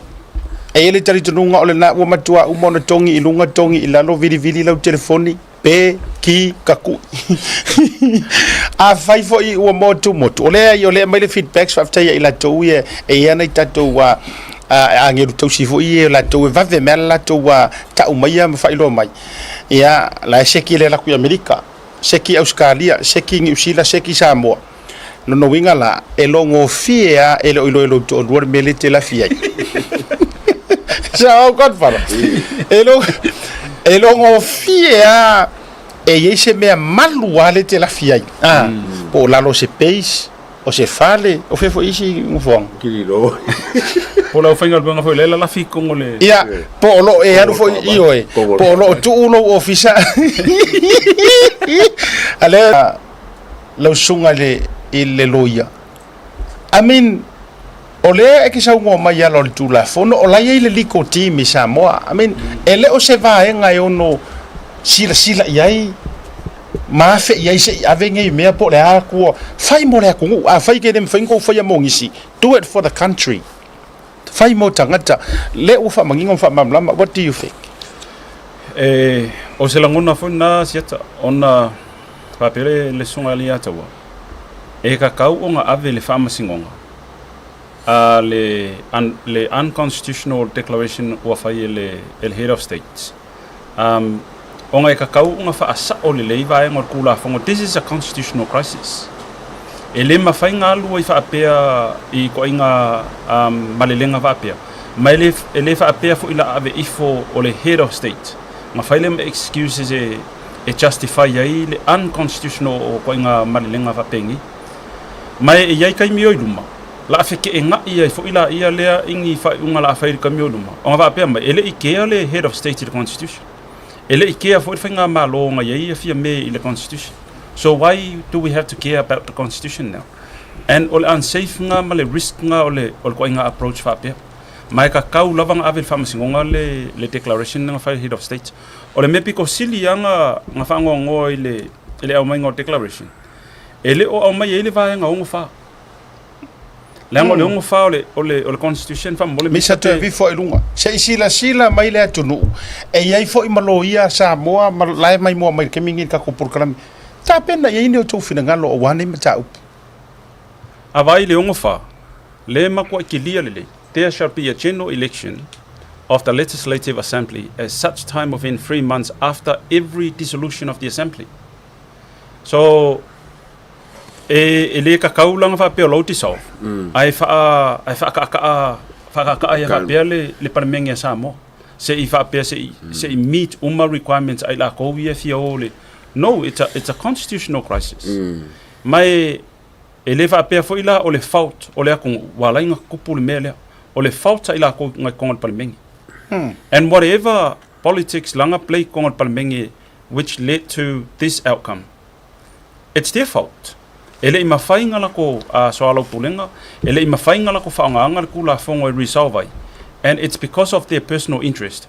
Therefore, well, avele ko fimaila ko kaika. Ele ole abi fo le manga o le kanga ko akasi le sa fai masui fa pe ia ko fo email paloka. Ma me ole a fa ole a fa kinga inga ile ko fa pe because aka ko mafau fo ngila. In my view, o ia kia o mala o ia va ai o le manga o ia awangi ia o lo le ongo masinga before April fa ko lo le inga. And that is a misleading, deceptive, and it's an insult to the constitutional law. O ko ma fo ngi pe ma fe confiti fe ngol me wa afa penga ti sau le parmenga la sulu fiku. Yeah.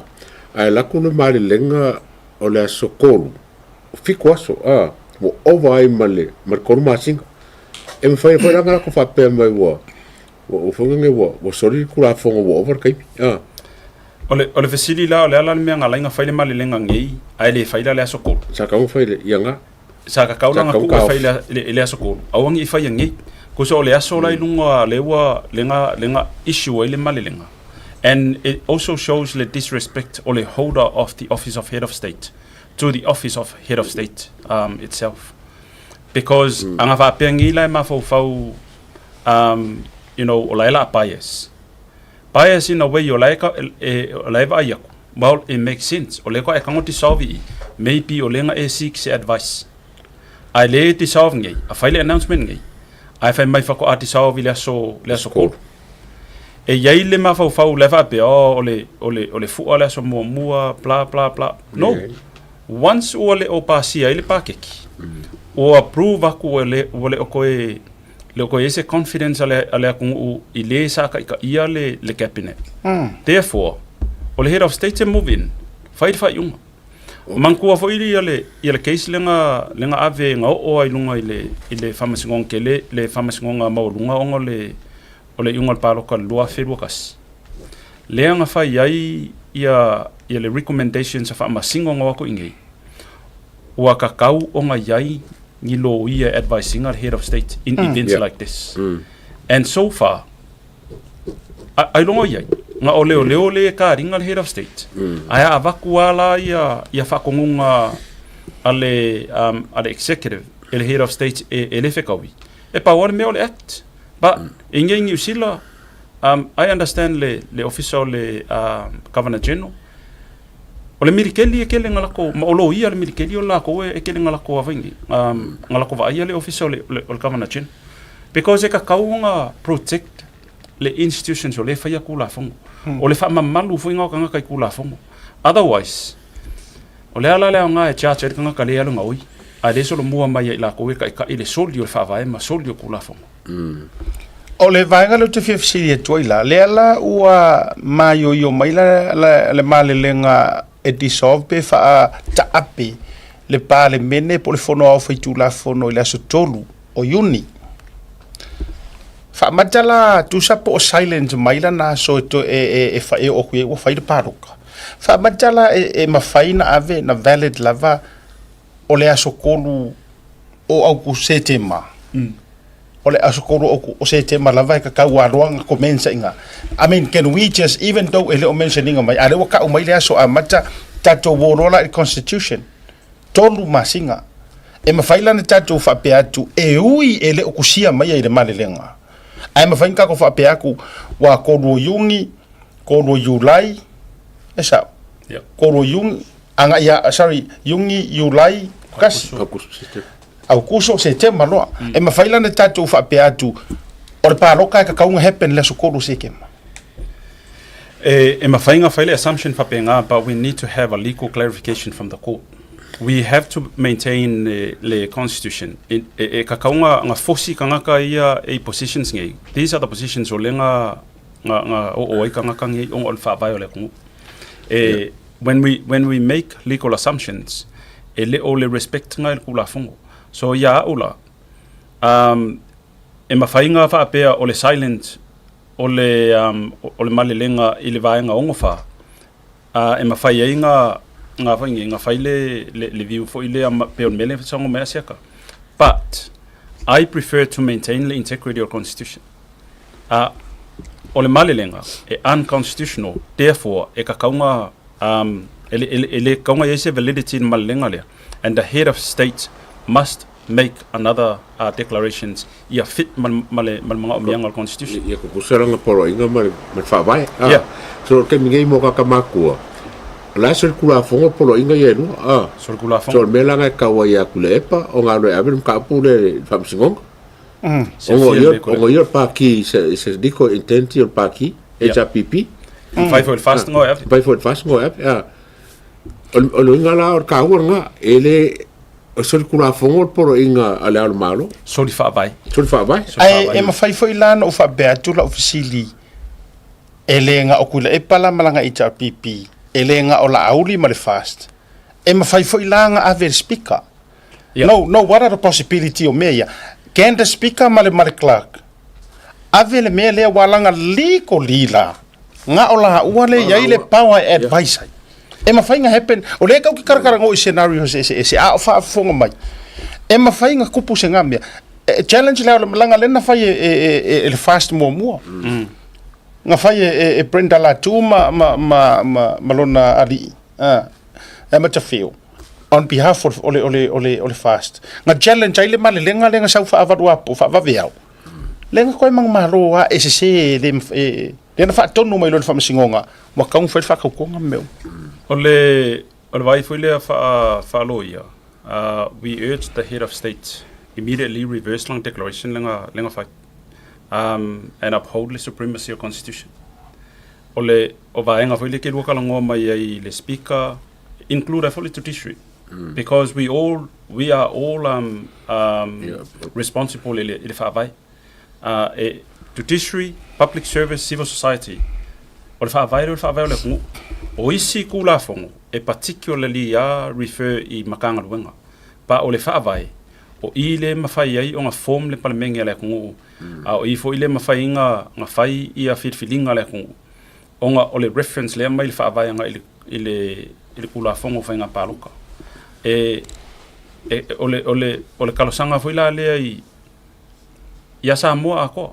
This is a constitutional crisis and we should not be treating this as just, as nothing. Otherwise, e o i loa Samoa i se kulanga fo i le o le a mako e whike ngai. E kau ke koe fo ia le kulanga nga iai before independence. Because o loa iai powers ma forces i eka ma whai e a maile la ko justification, a maile la ko interpretation. I hope the judiciary will look at this a whai esi whai unga. But o vaenga e piko sili anga ka ua e lau ke whai esi move. O le HRPP mal vaenga al fast. E matua i o uofo o le malia i o nei mea tūra i mai. Ua matua la pea no foa maualulunga ma ofisa maualulunga. ai okay fo ya no nano fa ya tutulo le o se le official o le mamalu le malo. I mean sa happen mo le challenging o langa malenga. Logo repeat. Ya te uia. Se ai se me la pela pe sa ngo fo inga mo ka mo fai lo fa sa. Fatoi ana me eli ka ko ri pe ka ke nga u ya kele ku me upuia ya di nga iro me ka ulele ya. Fato a ko inga or malo le ka ke manga o. A faila ilo ya te uia na o lo mana tu vatu e peisla analysis I me ko kupu mo. A faila o yaiso na fato fala inga lilo I totonu e fear for life I le coffee. Oi no la no ya ke ere ku. Toro. No, I'm a citizen of Samoa. I have every right to faila ukala lea. O makai. Pa fu makai. Lua makai le sa fa ye lunga. A man makai e ko finga le ku o Samoa. I o ku mo ko pureongo. E nana fa ya tula la utala. A fai o aka I o se kanga kalenga nga we for life e maliu coffee. Le ai. Mako ia lu so ke ko inga me fa peni. Po ai fo ia le ka peneta o mai malato policy ngai wa ola ko le pi suia me le. Ko vote fafo. Ko vote fafo. Fa no confidence nga ko o ku. A wangi fa ngi me fa pengi. Tau te le mana na on tanga ta fa peni. Ki ia le mka opo nga o sangi. A ke longa riska ka sidinga ngari ko I o fia me. Yeah. Wanga faia le me ka o le au malo. Yeah. A sila nei I le crisis le tupu nei le taimi nei. Maua mai lau so ta inga ma se tasi o tangata so tanga mawhanawhana I le loia sili. O le ngata o se wo ma mai a fia me. A o le personal loia lea.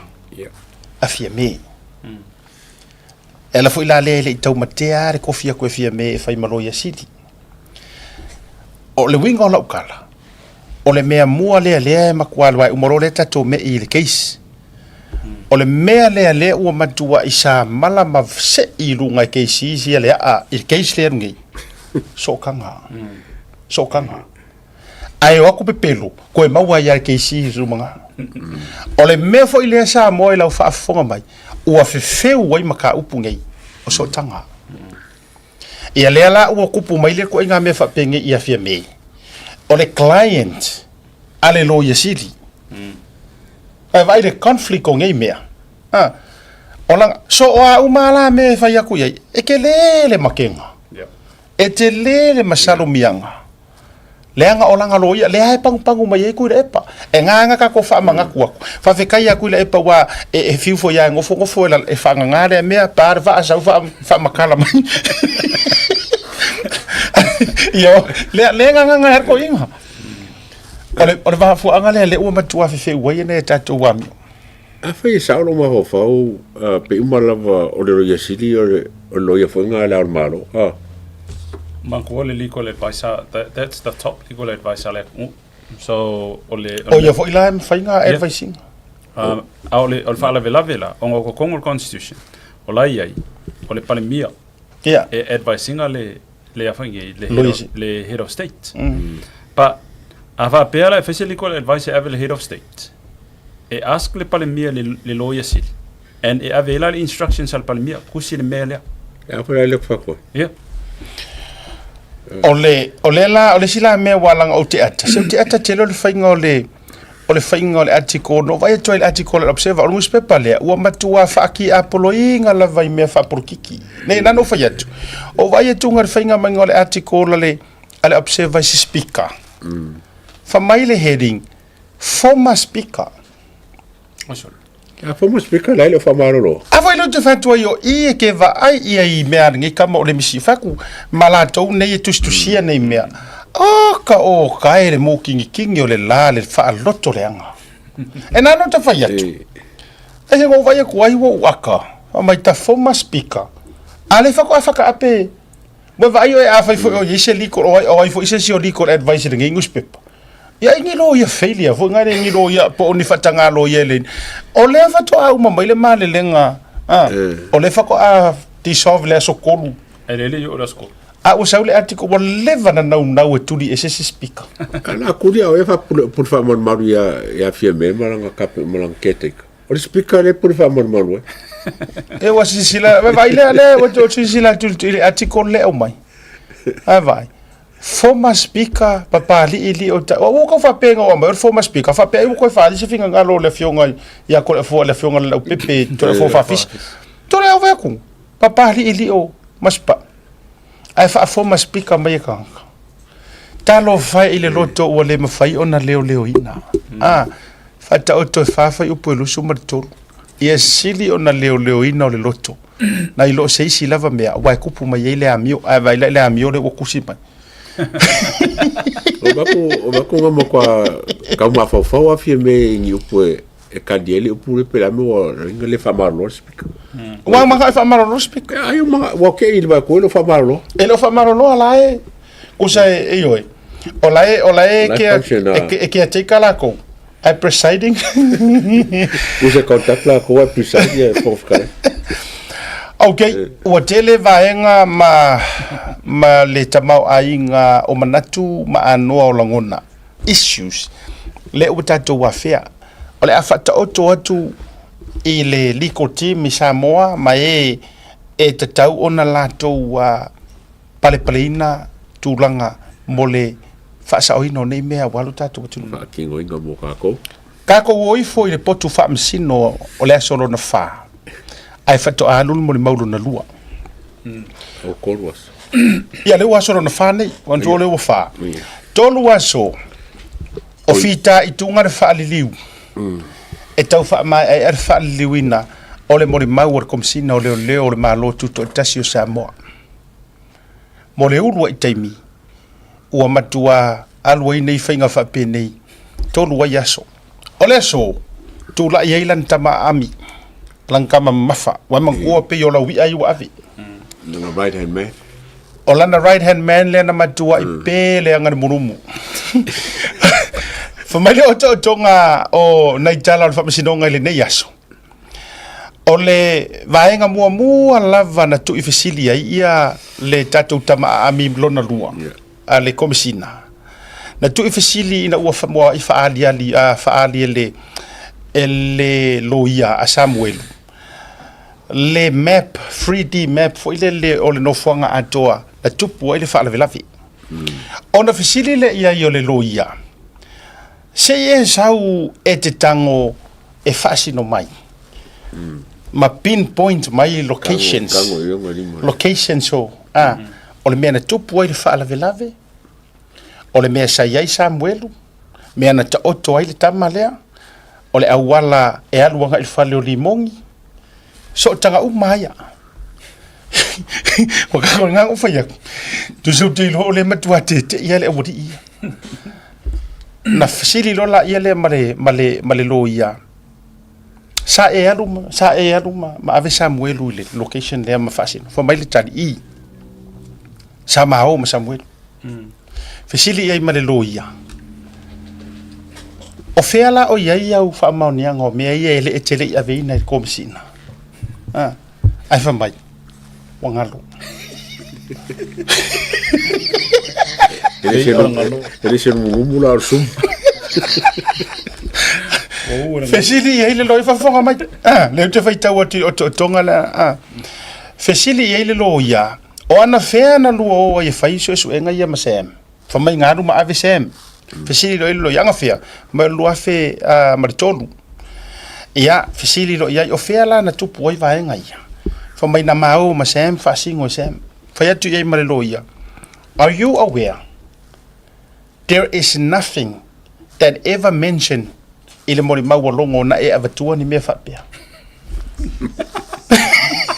wo mo kai kama wo mo fa mai ma lo ia the lawyer told him you never or they never took Sam with you. O le mele sa e faia. Nga o nga e alua i o ile sin. E fatanga sa vali ai. E sauloa. Tusi loa mavaenga uma faila uri poki.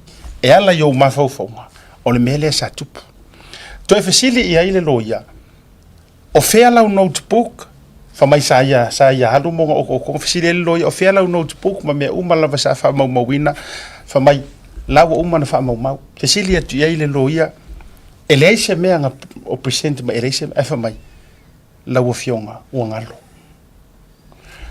o fate ia la ia tupai sapani po sapan ile faita watu ele loia ole meni ole meni o ngalu nga leo contacting or investigation. Le read a kwele loia. These are your duty. You must have a notebook. You must. Oh my God boy. What? Wa ko sila sa mo le to long wa te lo le sila fie le si to tele. Mai na fisilingia ele loia so nga tupai. Le aise notebook, le aise running sheet, le aise pepa na produce as evidence e loa ai sa faisa na suesuenga tustusia. Fai mai tupai sa failanga suesuenga ai masalo ua ngalo ia ia na wha mau ilalo. Ai tatou iai. Alua yala ia lea ua te ilai le quota tu le loia o le menu o leo. Fa mai o le menu o leo fa mai. O le fatino ina le neo investigation vai le ua ia le lo ia ne o failo ia o me ia tar no mai ele men ia se notebook e fatino inga ruenga su ma ia record uma vaenga o se su enga including a running sheet ai tali sa pani tupai e sao ai ua misi ia te ua pele ko inga mo vai arka ma amire nga o ko nga quality le ia le la paso solo mangi ile si fiku fa le ko la tu le si vaenga lona lua o le tulanga i le fisilingia na fisilingia fa mai le tala tupai o le si vaenga la ufionga famsino e pepe e fai pongi sa uma ia le ngofuanga i le mafainga e kauroanga mangi mea le mafainga e kauroanga ai fai atu ia le loia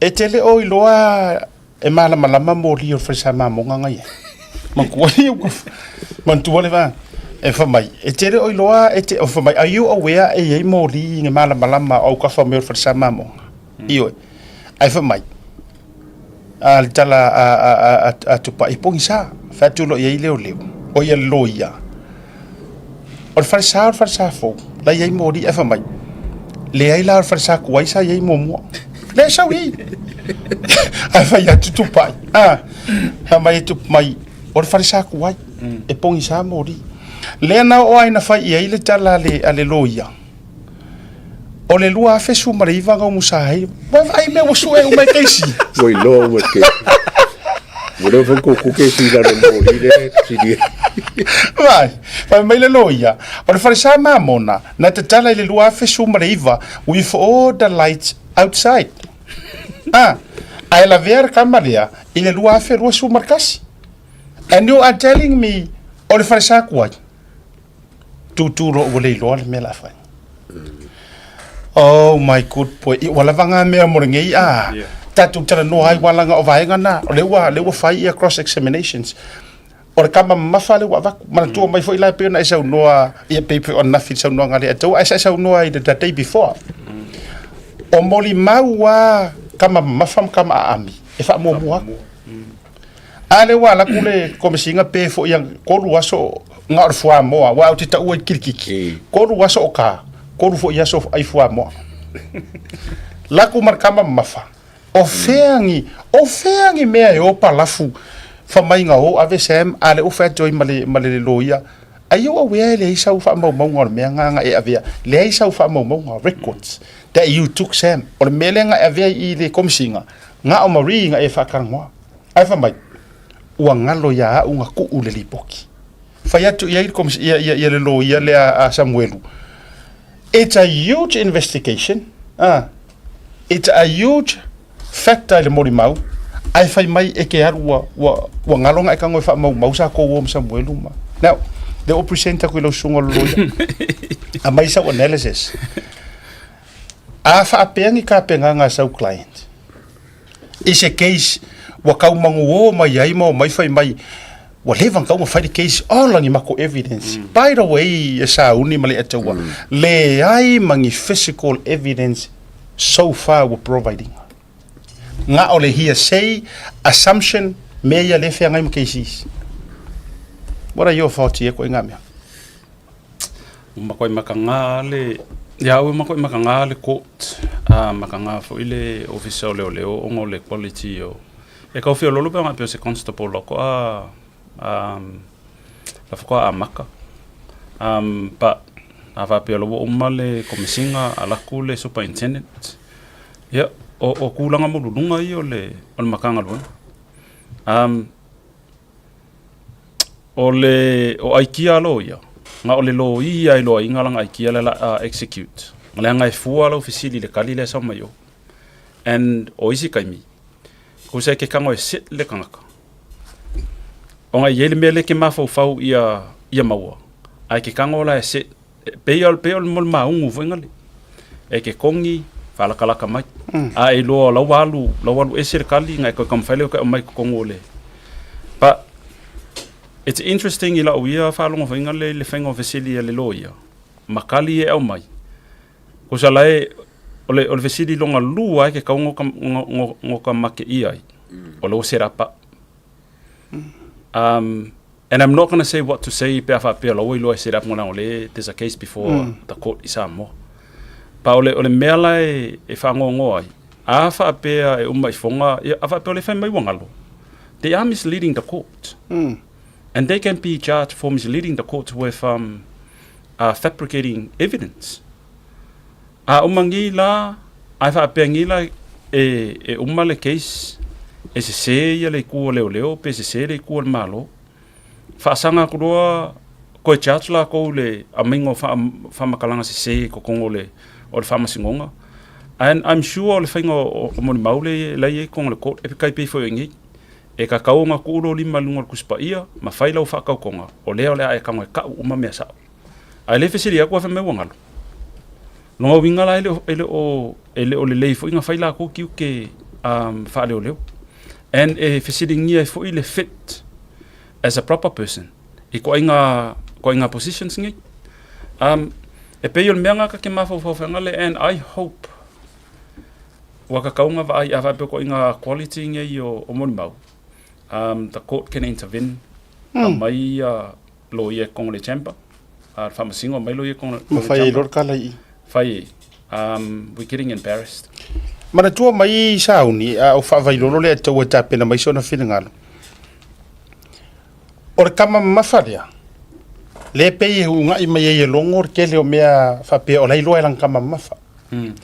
Ale la kul kama mafa le aingi me o kuskusia. Le ai ko kongo le dipoki le le o umanga swan dipoki le o kom nothing kusa ole sa fa makala le story what the court wants to hear what he wants the court to hear ai le o fa makala me langa ave langa dipoki le la fa ya ku ile lo ya fa manatu kala ngoa mai me ai mai ko kongo I le kuskusia e o fo il fisidi nga fisidi ia ile lo ya e fa fea o le aso I loa, whawhiwhea o ngai loa kamale o Sam, for linga o ku au I le manguanga. Le whasiri ere ro ia ia kupai. Whawhiwhea o ngai loa, le whamakara mai Sam, for linga o manguanga mangu ai ku au. Ai whamaile tali, o te le loa. Yes, pai. O le tali lea a tupa isa pani, o te le loa, na whasiri ngia ele lo ia Sam, pe whapewhea la ona I loa e Sam, manuanga o le tamana maliu.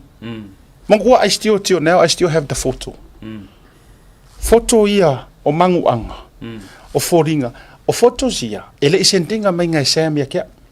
E umar ma whakarangoanga ma Sam I da fiafilea. I sent mai, ele anko male antio Sam ke role mai mo mai ingai au kilang. They kept these photos, ngalako pu ea, wai Samoa, I le kaiminga ngā wako I moko okua, le ka oko mai kamikiki. Famai le mafua le nga reach out to mai le ainga msen mai famai asiata sa o le leile fa makalanga. I will show it to you for your eyes and your eyes only. Yeah. Thank you. E ofa kasi mamangu angala fa makala e samweru which is ora kalia la fo oi loia le la ya la di fisidi ke si le fa ye fa fela ka ngai lo ka ma le fa mkala ma ai kali de fa isu esu o te le lo ye le va en Crimes Act Samoa and ole pe vave ala so ngai fonga ole Crimes Act misa lua fesulko vaenga kasi fasfulu fabricating evidence. A person is liable to imprisonment for a term not exceeding 3 years who, with intent to mislead any court of justice or any judicial officer in the exercise of his or her function as such, fabricates evidence by any means other than perjury. Sawa fo il kasi ole Crimes Act Samoa lua fesulko conspiring to defeat justice. A person is liable for imprisonment for a term not exceeding 3 years who conspires or attempt to obstruct, prevent, pervert, or defeat the course of justice.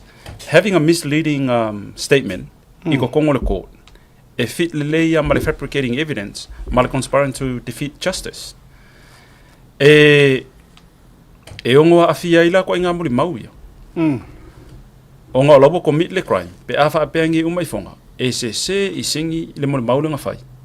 Ai leua kau mafai e obstructa ile ia ngalwenga al famasingonga based on fabricating evidence. O lea nga fai le sworn statement. O lea fo inga whakau ko, o lea la ka umea ai lea la kua fai mai uangalo. Vai tatou iai. Le si vaenga. Pe al vaenga le ona tali au te vatua. Ua uma fai loa tua i ele loia. O mea ngai le sa pela mai ele menu kaunga vatu. Ia se notebook me ai fa mai kali e sao ai fa mole wo misi ya. Ola fisiti. O a mea ye o la uru mo fa masingo. Faku, ole o la o pumala nguku. A o fair evidence len ko pisa mai ngai fa mai kuai ia nga fa ile fa masingo ngai. Police have all the evidence. First and foremost, ele o yaise evidence. Nga o ave Samuel fa walk through Samuel wa sitting on FCDA and lawyer. Did you take him walk through le mea nga kupu ai lenga kango fa ali le 3D map fa singo mai.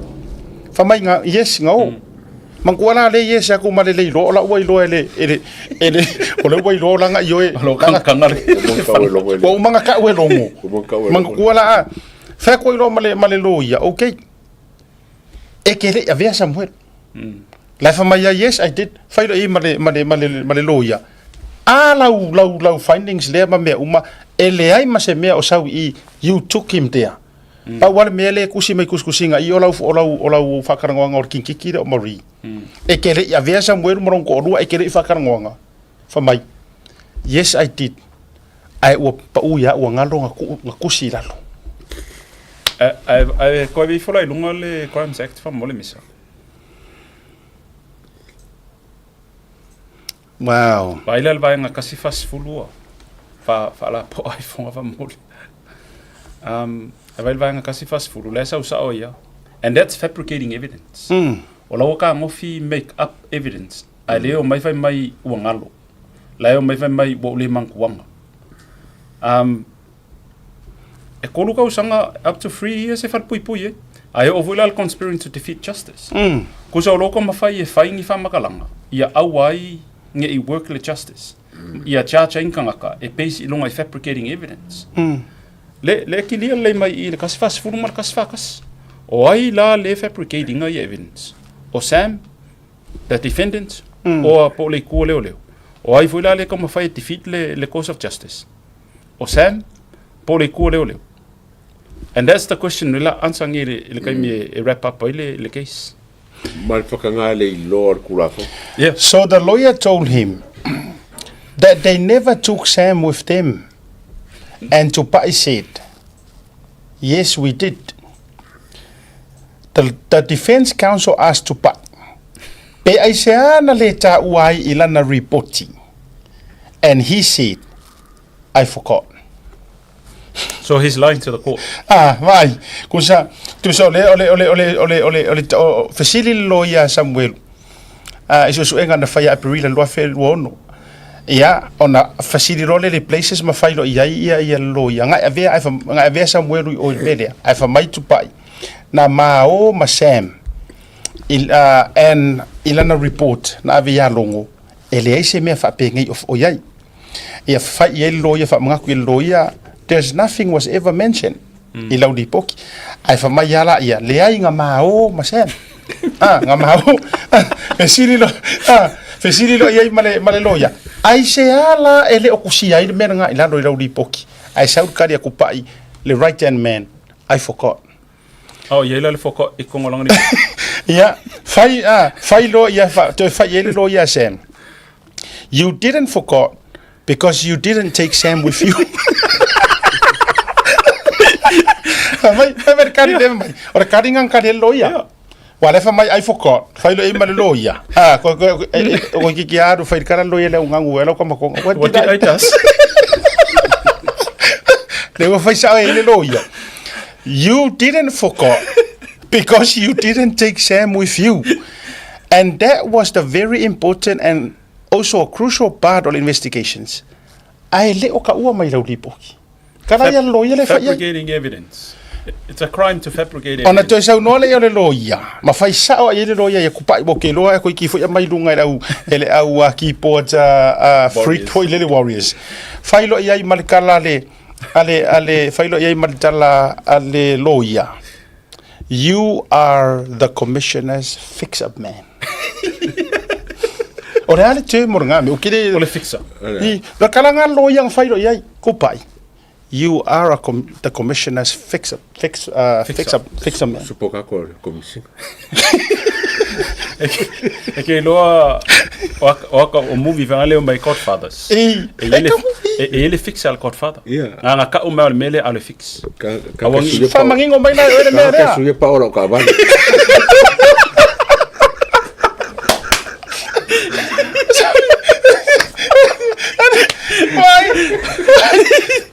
Ora que foi ka wa ko ve wala ngale wo mo ngale le foi ngale tamai o tonga o tau manga sa fai ko kongulela wala ngale fai ka kala mai ku no fai kala le ka mo te serve la ngale fa sa cameras wa by the way or ko inga case le do you believe ka nga pe cases que kele ka ko nga live subject le discretion sa le famsingos there's a lot of public interest. But I'll leave that to the judge. Onga ola forever I live masingo ye iku uma yongo afia ipea. Can you imagine pe nge yo ole like? It becomes a TikTok fanatic. Yeah. Ole vanga ole kala lo yang fa yeah. You are the commissioner's fixer. Ya ngana o ingor sui pa ngaki ma me pa o ka ba. Fa mai mal vai nga ole mori ma o lau sau noanga. Ole le e ke le ifa interviewer Samuel. Ku sala nga o sa mai kinki le o Marie. E se ka nga interview. E ke lo po le ngai le case ngi. Ele umai ile ia ele ia unleash ia atomic bomb a KC. Yeah. Ole kaimi ai wrap up pai. Mafai closing a KC wa umma mo mau ale track fa pe le prosecutor fa pe ka kau fa umma. O ingala maku because mafai defense lawyers. Mafai lo yang e so se lo ia. Nga koe au mai se mo mau e koe clarify. E ask the court mga mia ia koe koe apia ia mai. A o ngila ile kaimi la koe au mai ai. Koe repeat ia mea. O lesi fesidi o fesidi aingi. E ke malama it's a crime to fabricate evidence. Kuso inga loa la makua I kusa vapea longo wingo le loka o uli mele la so o. And it's a yes or no answer. In your capacity o le le level of intelligence mala o position. E ke malama it's a crime pe fa pe ke kango fabricate ia ingi monima. O te fatu le atoa. Na avele le ta fautuanga nafi. Ia tupai. Le falo. Ina ia tau fia le luma. Faku inga ia kau fia mai le masiasi. ai le mafai leanga e sa o ai kala le keisi le nga fai nga ngafi ia longo le reportia me de talamua longo you are corrupt. Yes. King's Council calls police commissioner corrupt. Wa vai la kako you are corrupt. Lono winga le foi la sa mata mo fai se fe mai le olanga o kupa ia nga ngafi ile ma fautuanga na vatu le lei ai to esa sa ale fafao e pe yo kala nga fai ia sunga ma pai pule le madi e koha ko esa sa ale fafao ma fau ile ka vale ai pala le ma ai le pala le kala ai vai sa nganga ka ma le mai runga tala mua ya kasi le la wi ale King's Council le si le ala uli sunga la uli le mai le to vai Richard King's Council calls police commissioner. Sa kaunga fa popoi calls Samoa police commissioner corrupt. Ole makua e ioe. Pi o pa lava. Le foi la wa tu pai. Le foi la wa alu ai foi se vai wa loto e tau avele luma mar masiasi. Ai feinga talanga o la foi nga sila fier cases. O langa fa pale ngai longa kulanga ma wa lunga la wa. A pe anu ngila e complain il KC ka unga ngai corrupt. Nga complain le famsingo. Complain ya talasa. Fa mai wa mafa kele la fonga le dia. Le fa sa mo e kalasa. Ana tali mai tusi per penny famsingo. Ke a kalasa e. Natali mai tusi ngat pungo wa ila lo le fionga ka mai kai fa masingo. Makusi ma fa mau nga note ele oango mai I le kauanga ule le kau korsanga ko fa mai se ua ele lope fa pesa kala se lo fionga se ure ma fo palangi we too strong we were too strong ke le la kala ke corrupt ele I se response mai le famsin na ona no fo ma tusi ana note e wa fa ko le ngalu faila lang complaint ke fa la ko faila se si lo suit ke sirkeisi. Ya la auso ko kangi o la lele I makuro I makau kangi. Ya, ai mumuria ka o ke sia o la banga ka o ko. Yeah. Ta boleva.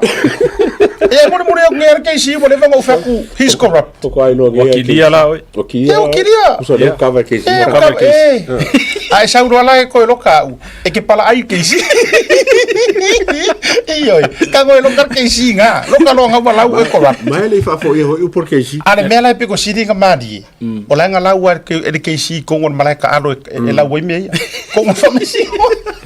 Eu falei, a bolbole la. Vai lá. O singo bo ma fa ke. Vai lá tatou melo tu vai tu esa o fa ala no foi e tenga da yo. Ngango vai ya. La wer Samoa. La wer Samoa. Ai oso kangi fai morianga. Ai la wer palangi, ai musu fa masingo. Si o ka mama fa ke. Me ka maki ve ala nge ka. My good boy. Iwa kawanga kusire upure ko fa masingo. Ka wa kofu ko ia oh my good boy. Ya o tonga na to rumanga o le si vaenga na failo mai ele tatou so upu mai Samoa. Sa talo sanga KC. Ele fionga tama tai famasino. Pe mafai ona vave tu umuri ese matua vanoa ele awai ia le sunga lau del malito ma le fionga pule. Ona o tulanga o le fanga solonga o le palota le bota pene nei. Item la ua grant pe tala ia le fionga tama tai famasino. Ia le tulanga o le avanoa e tu umuri ai. Ia ma fanga solo ni so tape nanga o fainga palota ono le tulanga o yore tai o le vang fa fai. So ele popole la ia ka ko kisis. Ma tama tai lo ia. Ia. Wa la wa matua fefe sauni ma le atau. Lei tulo o polea above all. I have this huge respect ma le lofa makanga wenga o leo. Marakungu. Mana tua o leo watu o leo matua o aku kama ye fafu. Sa fio lolo peanga o le case mai sikangaka. O leo testi I le intelligence. Le kangaka le ku e fai su esuenga. Ai vai ka ko kadi sa pangi ko pa isa pangi. O fese me o leo mau le promotion. Walu ilunga superintendents vai e ka o mai I o superintendent ele suenga no to no e tangata na meli mai tua ia tau failo mai matanga wenga leo ma failo mai e na ole tasi al tangata na pasi suenga nei fa ranking ngai lunga to lo I la wodi ia na ole tangata le sai fleta le sa ia faia molianga o lo au Ioi. Awa na tangla lu ta ua tulon sofa. A kanga karanga. Lenga fa sa onga man korka konga chatchinga lo. Ai te ua mai le main office ia pia, avaku ia pia ia case or case ka nga handle I fale. Ha. Pa wanga ka kang fa mo yang lo le fela anga se ia ku lo le main office langa fa nga saule le corrupt le wala le case. Nga sau se ia ko se inga la ngai kai. Le sau mai ai lo au ka upula. Waka ko vai. Bawala na ole leo na mo mai la winter o mai tonu ele o ia mo mai si tangata bawanga ka manga ngaru sa o ai me kausu enga ma me uma a ole sila baila le o makua I makira kila mai I le me ole o ilungo le who you know not what you know ia lela baila me le e fesili ko fa mai I forgot umanga saule si ngafi I don't know I don't interest I don't interest. Yeah, na ngora kala nga fa mai. Sau kama mafa I don't interest. Oi like sau kama uku I don't interest. Ai sau kama mafa I forgot. Unga sau maris kama mafa kaya sa oi lo. What did I touch? Ai la ul corrupt ai kangi pamsi.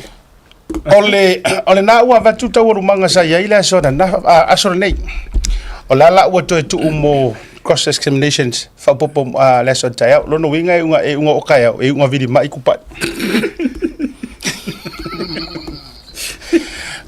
kokomo unga se o mai io unga se o mal sunga ya inu usala le sofana le leo le na u petu kamanga ya manisi ele fa bete factor fa pito manu ya tas ava inga nga vakuar kangya ale ainga le sungu ngol la ko fale mar menga fai cha cha o kamanga ainga onga koso er main officer case kai saunga bo reverse le mea kangiro au kama au kulo ai kama le anga siko ingo io masio nga fingi ava ire milonga le la wadwa ya mi milo fa pia Io, le walo er ka ko povi u mai kore u va tu fa fonga le tu.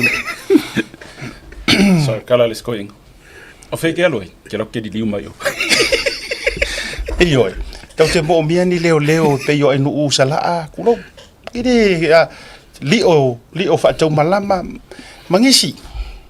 Kau kere mo mia ngi leo ngau mai fu fa makala mai me la o ko kongu ko e fa mai o e fa ila mi o kongu. Ai nga la ko kongu pa ai fu skupengu. Ele mo ngabi fungi do de fungi la ko suenga ngarenga promo. Ela na. Wa le wata to va vai tu nei Samoa. O fainga promotions ele ka ko pengeia. Wa ka ko investigate o ma promotions ki. Ioi. To esu e. Penga fai lungo ngi suenga, penga fai lungo ngi processa. Po se ka ko wa mio o promotions o mangi. O le pui ngomengi.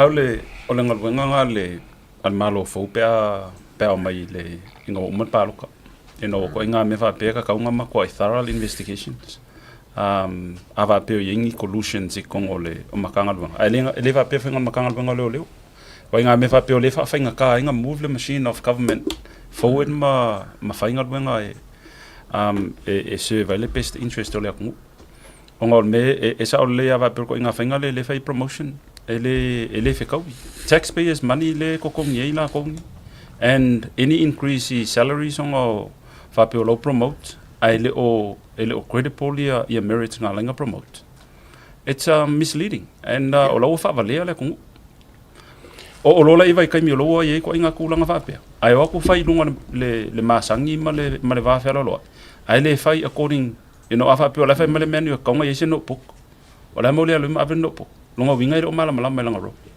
afo le sa o le sa o se le fa ma le tala loia what you did you just drove there yourself walk around the area just pretending o le wa e faia o zanga o lo kanga ki e o e o so ila lo e aru e se vali e ko o so ka vale e sa roa fai ro malauri pokida I'm all promotion ai mobile promotion sa ulofa mai na alu le po kasinga kala fa mai sa walu le po o le mele sala via el tama o le matua pongi sa e te lilonis failo ye maloya o la ingi mori o farsa fa mai o farsa fo al farsa kwai sa ye fisili ele loia la tau sanga na fa yelo so enga ai fa mai lua fe mator awa ke il fa ya ko loia ile lua fe fur mariva fa o mai ko na o musa ai le farsa mamona e ka le Jesus Christ lo pa yo fa le sa fo moli a ko so ya ka and you are telling me ele ingi mori po kusa po riuli mele ngar fa o tato va ai tato lela o maua I ka nga ka fa o le au ke rui a kua waka kaunga avaku re siari ile ale upo ole oskadia le anga kasi le nga fai me fafau ianga sem fo ianga fai this is the best time a inga o ko uia le anga afia I meia kaun ko wo fai mamori maure ale ku le ku kang keke ia le na defense tauna to wo le anga waka kaunga mai koso mai mare siari ile po fia langor kala le yang por kala me le fisa fa tu por kala me fa mai ola o maua mai leo le o maua sem sa le la fisi dia ko ngai koso aku mananga ela ku se mai lunga sem lua Samuel mo lua Samuel ko ru mar Samuel fa mala ko ka po le le fa mai o mo ja va pe ngai fabricate evidence e for vo la kas fas fur kas fa kas o le crimes act ai va ai la ia ile me le se fa to ala tala o le me o lo te atai le oso mai ki fengi li mongi nganga o fatu me nei waranga lela wa Ruta o manga o famsingonga ponga mai ngai ki fengi li mongi ele ia ai le o la vea mai le lisi o mori mau kama mafa langa fo ele ia la vai sa mo ke min ko poise me ele ifa pea a mea o sa mo ngai sa mo sa euskadia vai foi ele o line up mai ngi mori mau wa kama mafa but I would be very careful onga e saulo lunga songa ngo lunga ngo I ngi simon mau me I lola ele lo ia ko so mai so ava pe fiku sulwong ai ke u fai me se kala se si va pe o inga kala ngo ai mama asa male ngo ia o so me ngo limo o la fisi ala utala o le fisili o le fautuanga la va tu atu te dio fasi forta to por kalame mata mai le atua ave sau fautuanga isi mori mauele yo tolo kaku ave ka ronga kirikiki o matua fua ave a ko kamua yo mai kulo fiku ongo fiku lima fiku fa marisi kele o ngasu le la ye ba ke ro a fa ye fiku lima ke ro ko ki ki ka ngaruenga a kwa le ya pia o le se fa ku nga ave ngi ka fa sa ngi mela ko mori mau o ka u ba kele fa ka fa ba la iki marolo ba la iki Ola, o fela ko mai o le mai como singo le mas suplicake ia le fela ko moi po ele mia po ele la so mai o fela la mai o ko ia ko ke mai ko fa fe ngai ma ke si ele o mau ku mo mau ko kama mo ko kinga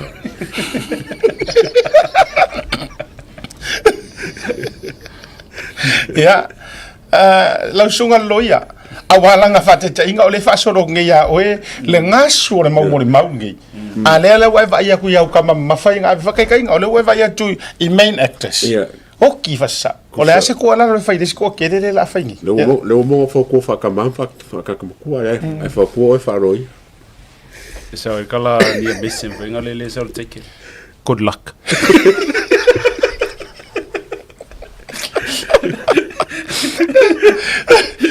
so no voy a wala nga lai makamaka umabata kaya high witness shout out to ole makamaka mengai mori mau fa ye le fa lo ko pa ya ka o fa fe la le si ba nga ya au fa lo ngo ye la fa ya la nga mangkua e fika fo le fa lo ngo ko pa ile mama fa lang ke kusi elei e ka mo man o to wisi e mama ke kusi ai bo kai mi fai mesao la nga ale fa lo ngor ka ngaka e mama fa me fa ala ka mo professor ngan sa professor fa ya va sia ka ngan professor o fa le si bore a kakalanga o le si me ngala au senga ai mai le kofi kapati ke kusi kula fa bien ma amai le au senga mai thank you honorable prime minister pa here's your cup of tea ele ke kusi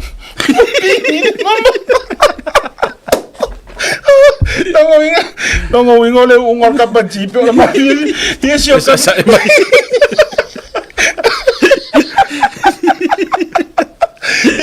Tongo wingo mele le la mo wai e fica vo ya ra pepero ele mafia fia sa menga maua a va pela nga mafia mar kofinga mar promotion all in Pero karo nga poka foi all in.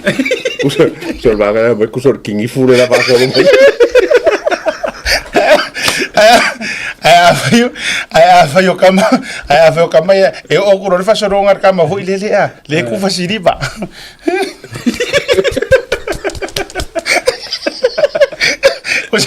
Se mo umanga, umanga. Kofi oko.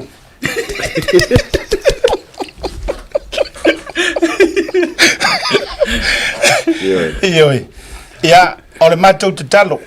Ore matou tarsanga le la vatu ia I la tou umalava wo mapa anga mamae ari Tautai A'e Blue TV ma I la tou e langolangoina le case le nei o sailingo na metonu. Now, the reason why you get it off yaku ngau fast le anga iai makanga ka HRPP mai si paki lau ke io e sailingo na miokong. Rono winga fast HRPP Samoa akwa. Le uko fa fonga ko e de ngi mako me mongi ale mo ke ripokia. Ele o ripokia ele si au mai kai foi le fa ya mai ripokia nga ngai. Mo so eli pokir makanga le. Le na fo esa wa ya vi mai ya le komisinga. Esa wa ya vi mai komisin. Sorry la ngora. Ora Maria ri ke le fonga le commissioner. Yeah. Esa wa ya li poki mai ma vi mai komisin. Ya e ke ro la we. E unga maua ko mai ya wala nga isi nga ripoki fo mai sama fongo sama karango e unga ro la maua mai I me e go ole ma to tu lalo ole tarsanga fo ilea ila to woro fia ngai markation nei lo fai tatou lulu fa mo moli lo fai tatou lulu o se lingo la me tonu na se fa tu tala le. And I say this with much respect. Fast supporters o malava o itu e fia o le lalolangi a iai se vaenga e ave e le wha mua this is it ave re kako wha mua e re kako ruru sa iringa o le meo kong o isi mea you know o lai e mawhai e kele vaenga mawhai nga so nginga e meso le a fai campaigns me pena ai se vaenga ka ua e ave e tatu fa momo tarsanga tu taita yo mata fale taitas le o to va ai masila mio ile ka mo fainga ngai ka ko kisis let's all help in se ile ale or ka ko se inga fa kasi e ala I lo fa tawino le lulu o lo mo mia fo e ila to ni seleni e taua va me ai tulanga o lo fa nga solo ina me tulanga fa pena a fai o le o ko va ia ko le pest le o fai mai e le ka ngo fie le pest Absolutely. e fa fonga mai o le pest here it's not cheap, it's expensive. A fai for expensive ale o ko va vai ko a mai a mo ko misinga o le top cop ko waso ya le wasau mare le o to o le talo na le to ko waso foro ri Ore la o matou te talo atu le fasi o tafo le fitu tautua nga fa mole a fa pe ona ua ia oe pe palulu va ve totongi ai se va ve ave se le ni Samoa a fa pe fo le te fa fonga mai sa e fio mai ava tu nei lo pe palulu o le mo pe palulu ke le ka ko pe palulu I le official Blue Wave su mai matala mai o fa mole e se I tatou tau soina tatou tau va meina tolu se lau tolu se fulu afe I think yes tolu se lau tolu se fulu afe le case a ko ala vai le case ko kasi ya u ko vai e o ile songo musa il fresa mamo le ma se ka u se ma fofo se I u mai lunga kamanga le ale ka ku fai ku ai e o le tate ata vai tu le lipokinga mai go ko tolo longa me fela fela fo inga e fatu e pongisa a ka wer ma fofo ku lo ka ika yeso e foi sa mo nga molia o ke le su anga lo ila le o mai molia fresa la ku ku fa I have a feeling of I study lo young. They were in Samoa, they were by They were in Samoa, you know, as a defense lawyers, you know, you have to think of ways a survey interest a lot like. O fa ri yo paralang e do nis. Over sound ye KC ku ka ko other than that, o kama ye afford private investigation. Yes. Ngale senda Samoa, o kama ngapingi mo mai me. Ale wingo la te tala. Ya le ua talo atu fa mole a fai foi sa e tu ofisili le lulu matulanga fa pena ya le ua matu te talo atu e fai maleo le tatou committee Samoa anga le lei so soani tu le e tatou pepalulu ia mavave fa te mai tonu ia lauseleni ya e ongo kelengi sike se so le foi ka ke va ia ku ngai mau ma le lenga ma ngai mau mea ya le na ya ai si vai ngai te ua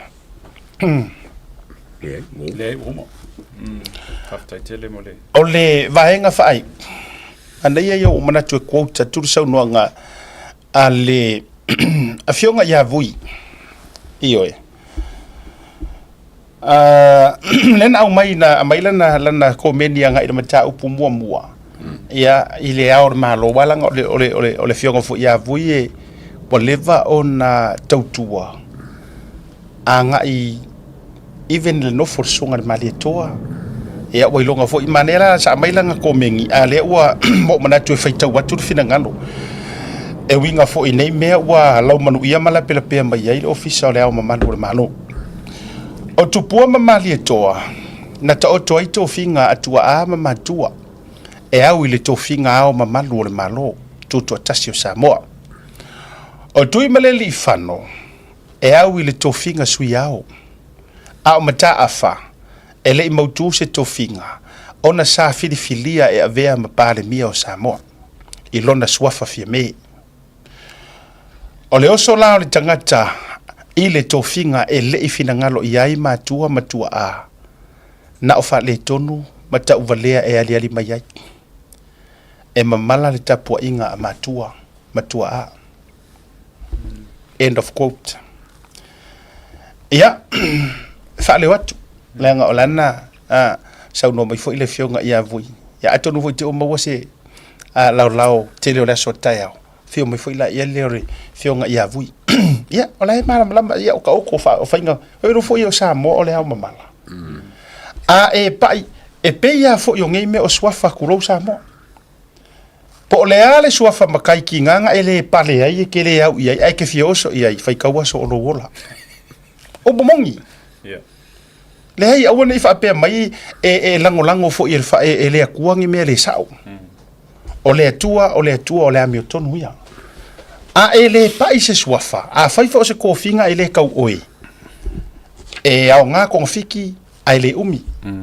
ai e pale ai fai kaua so o fai kau fo yo waso le winga na ele fa pela o se ka ko fa pe fa I fo tupua matu no ioi e kakau o ngalo ia langa o le ku fa maongi o ia nga fa ia lau ele ma mea uma lafa ele au fo ila le ku mele e kele au se suafa kele au ia kele pale ai e la ai si e pale fo ila e la ku fa i male amioko a o lo pale le ai e ku e ka fili sa ngo e ngo ia le na o se fa lau telenga le na o le vaenga o le sau no mai le fionga ia vui e tonu le sau Barbara Edmonds tai ia o le e feita watu ko reconfirm mai la sota wala o tai o le fatulanga mai le fio mai o le fionga le tabita fe pule ia a tonu tai o ia e longo puili la vale mamalu le tatou tunu Ua lava le pokalami. Tatou whiro ila soa tai au. E tatou e kau whinka ko maroro ua kile fu isio kai o lase. Ia, e oi. Ia, a sau vai pule ia le la sau na sunga ia sauni e tatou makai au sa ka maroro ia kai au. Ne ia mo rua. A te tatou whiro ila soa tai au. Nui e fa sau nga o le so soifua le fai ua tuai se uso ia tai lua stu mo koma. Talo fai ua pa lava ia te ulo waso whanau. Me le maua i lo vili mai le levo le tūruo pō mao e te le moe le lei. Ia, happy belated birthday atuanga 5 tausanga o le uso. O le uso le tau te wheloa i fo i Seattle. Ia, number 1 fans le tatou por kalame. Ia, sunga te lua. Ia, mnu ele atuanga lo lima whaftai le tuat. Ia, i tausanga i tele ua ia foa i mo oe alo whaanga mai le tina fia pai ma le whanau i Seattle. Ia ai makala marko malo. Tusa ma au malau kama Seahawks. Ia, whaftai ei fo ilanga le leo le atua. Ia ua e au lia. Ia le 5 o tausanga ua e matua fo. Ua e tue ina. Io e. Ia.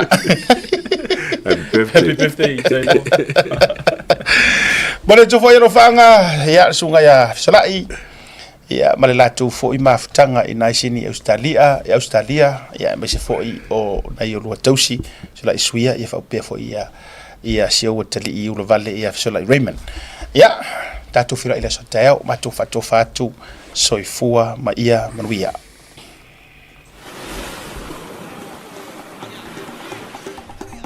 Soifua manuia malangi ma. O lo wingo o matai a leota sinau mea tau whao. O ua lo ia Samoa i nei mato ofisa o le WT Compensation Lawyers. Mātou te fisosoani tangata o āwhaina mai ta avale, whale whengaluenga na superannuation claims. O le manulau ti o le mātou au ina ia avele mātou ofisa e whai ma fesoasoani i tangata uma o le Pasifika. Aisea, awa e tā ua le mātou ofisa tangata o le Pasifika. A whai o se tangata e mana o mia se fisosoani, wala au mai tatou ofisa nei Crispeni Australia le o fitu, tolu iwa lua wha iwa 5 whawha.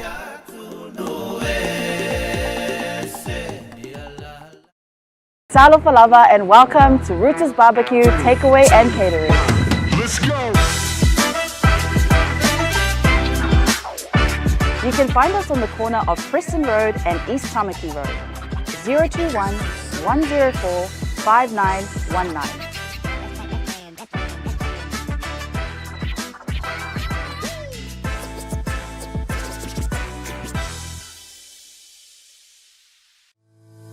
Le Quickfreight o se au nanga vave to e whaatuatuaina. A wale la foina o la container po o so se whaamhodi e wa inga i Samoa.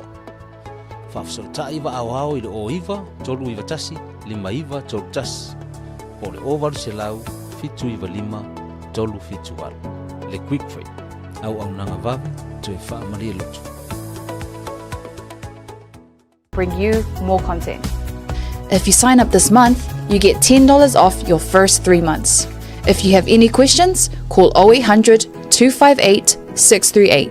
Join BLUNET today. What's up guys, Lupe Soaina Auli, Joseph Parker here in beautiful Samoa. Make sure you tune in to Blue Wave TV.